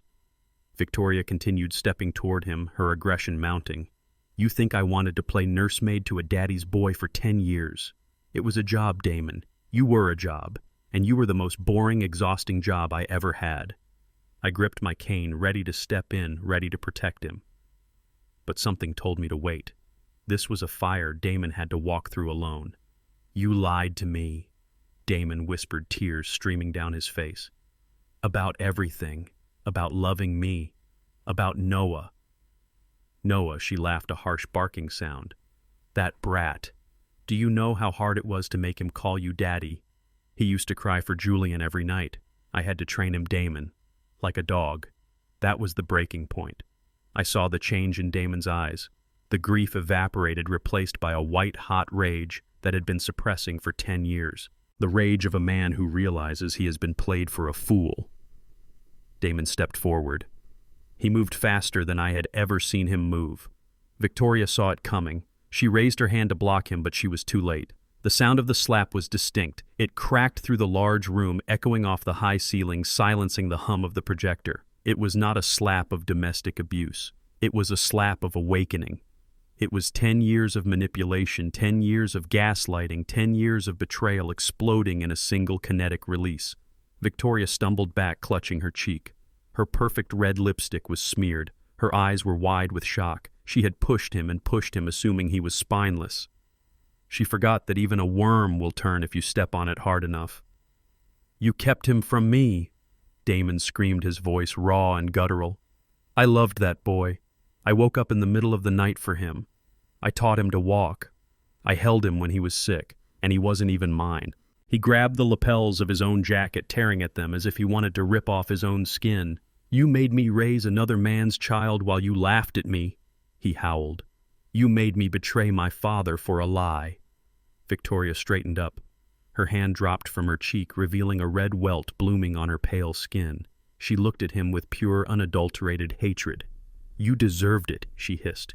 "You are weak, Damon. You were born weak, and you will die weak. If it wasn't me, it would have been someone else. You were made to be used." "That is enough," I boomed. I stepped forward. I signaled to the door. "Officers," I shouted. The front door opened again. This time the police did not wait in the hallway. They swarmed in. 4 uniformed officers and 2 agents in plain clothes. They moved with efficiency. 2 of them went straight for Bruno, who was standing near the window looking like he wanted to jump through it. Bruno put his hands up, backing away. "I was just the security guard," he stammered. "I didn't do nothing. I was just following orders." Agent Miller stepped forward, flashing his badge. "You are under arrest for practicing medicine without a license, unlawful imprisonment, and assault on a vulnerable adult," Agent Miller recited. "We found the needles in your bag, Bruno. We found the sedatives. And we have the video footage of you holding Mr. Cole down." Bruno lunged. He tried to make a break for the kitchen door. Marcus was there. My loyal gardener, my quiet protector, stepped into Bruno's path. He didn't use a taser this time. He just used a simple, efficient leg sweep. Bruno hit the floor with a thud that shook the furniture. The officers were on him in a second, cuffs clicking into place before he could take a breath. "Get off me!" he shouted, struggling against the weight of justice. She paid me. It was her idea. The officers dragged him up and hauled him toward the door. He passed me, his eyes wide with fear. "Mr. Cole, tell them," he begged. "Tell them I was just doing my job." "Your job was to protect this house," I said coldly. "You failed." I turned my attention to the main event. Victoria was standing in the center of the room, surrounded. She looked at the officers, then she looked at me. "You cannot arrest me," she said, her voice trembling but defiant. "I haven't committed a crime. Being a bad wife isn't illegal, Harrison. Adultery isn't a felony.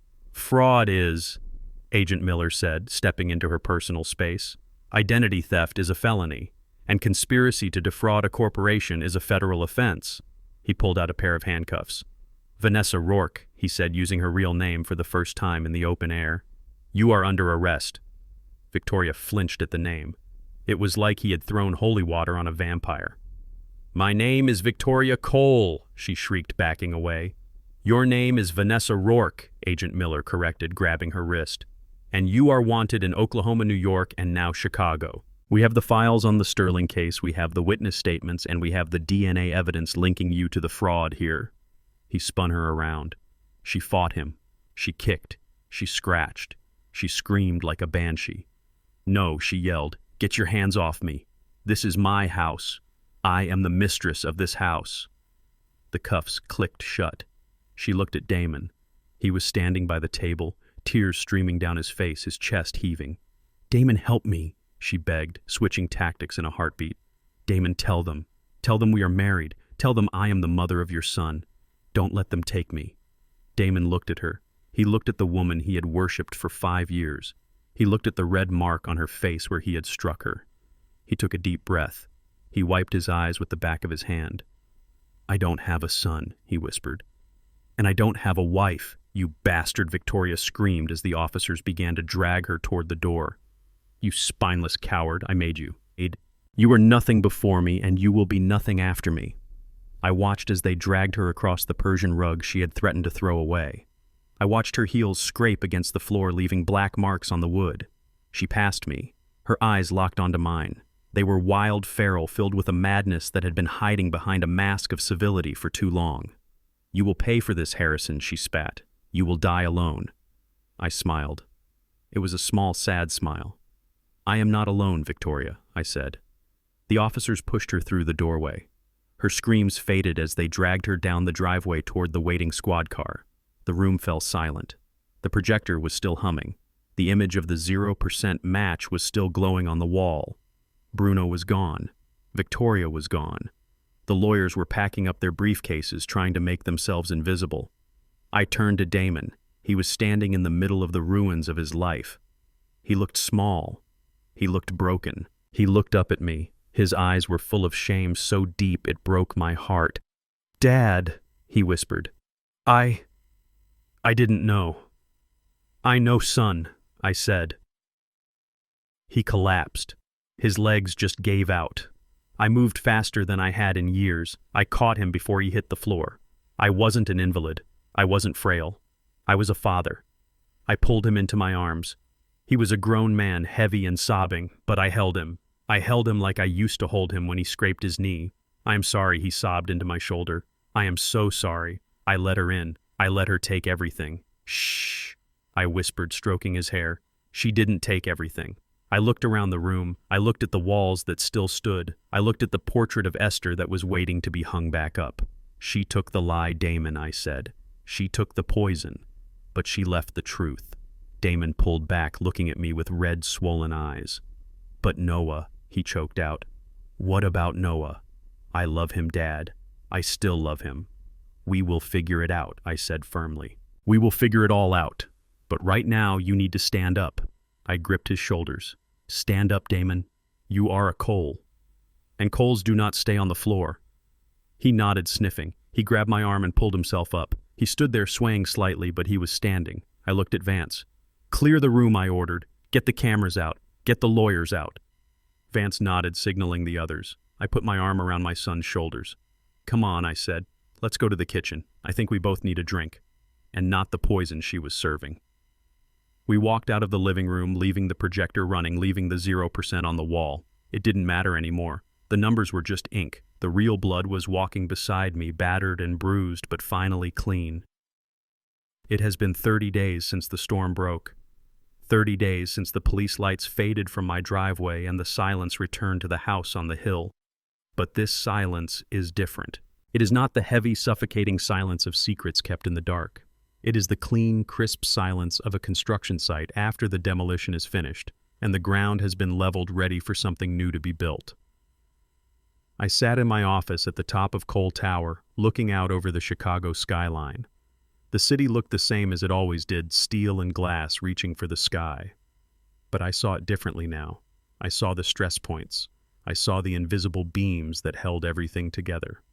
My secretary Sarah walked in. She was back at her desk where she belonged. She placed a stack of documents in front of me. "The divorce decree, Mr. Cole," she said softly, "and the custody transfer papers." I looked at the documents. Damon Cole versus Victoria Cole. The end of a 10-year mistake. "Thank you, Sarah," I said. She lingered for a moment. "How is Damon doing?" she asked. "He is climbing," I said. "It is a steep hill, Sarah, but he is climbing." Damon was not in the office. He was not at the club. For the first time in his life, my son was doing the hard work of rebuilding himself. He had checked himself into a wellness center in Arizona. No phones, no internet, just therapy, meditation, and the painful process of untangling his self-worth from the lies his wife had spun around him. I spoke to his doctor yesterday. He told me Damon cried for the first time in years. Real tears. Not tears of fear, but tears of grief. He is mourning the loss of the illusion. And that is good. You cannot heal a wound until you clean out the infection. I picked up the pen, the same gold pen I had used to draw a 0 on the transfer document. I signed the papers. With that stroke of the pen, Victoria was gone. She was currently sitting in a holding cell awaiting trial for fraud and identity theft.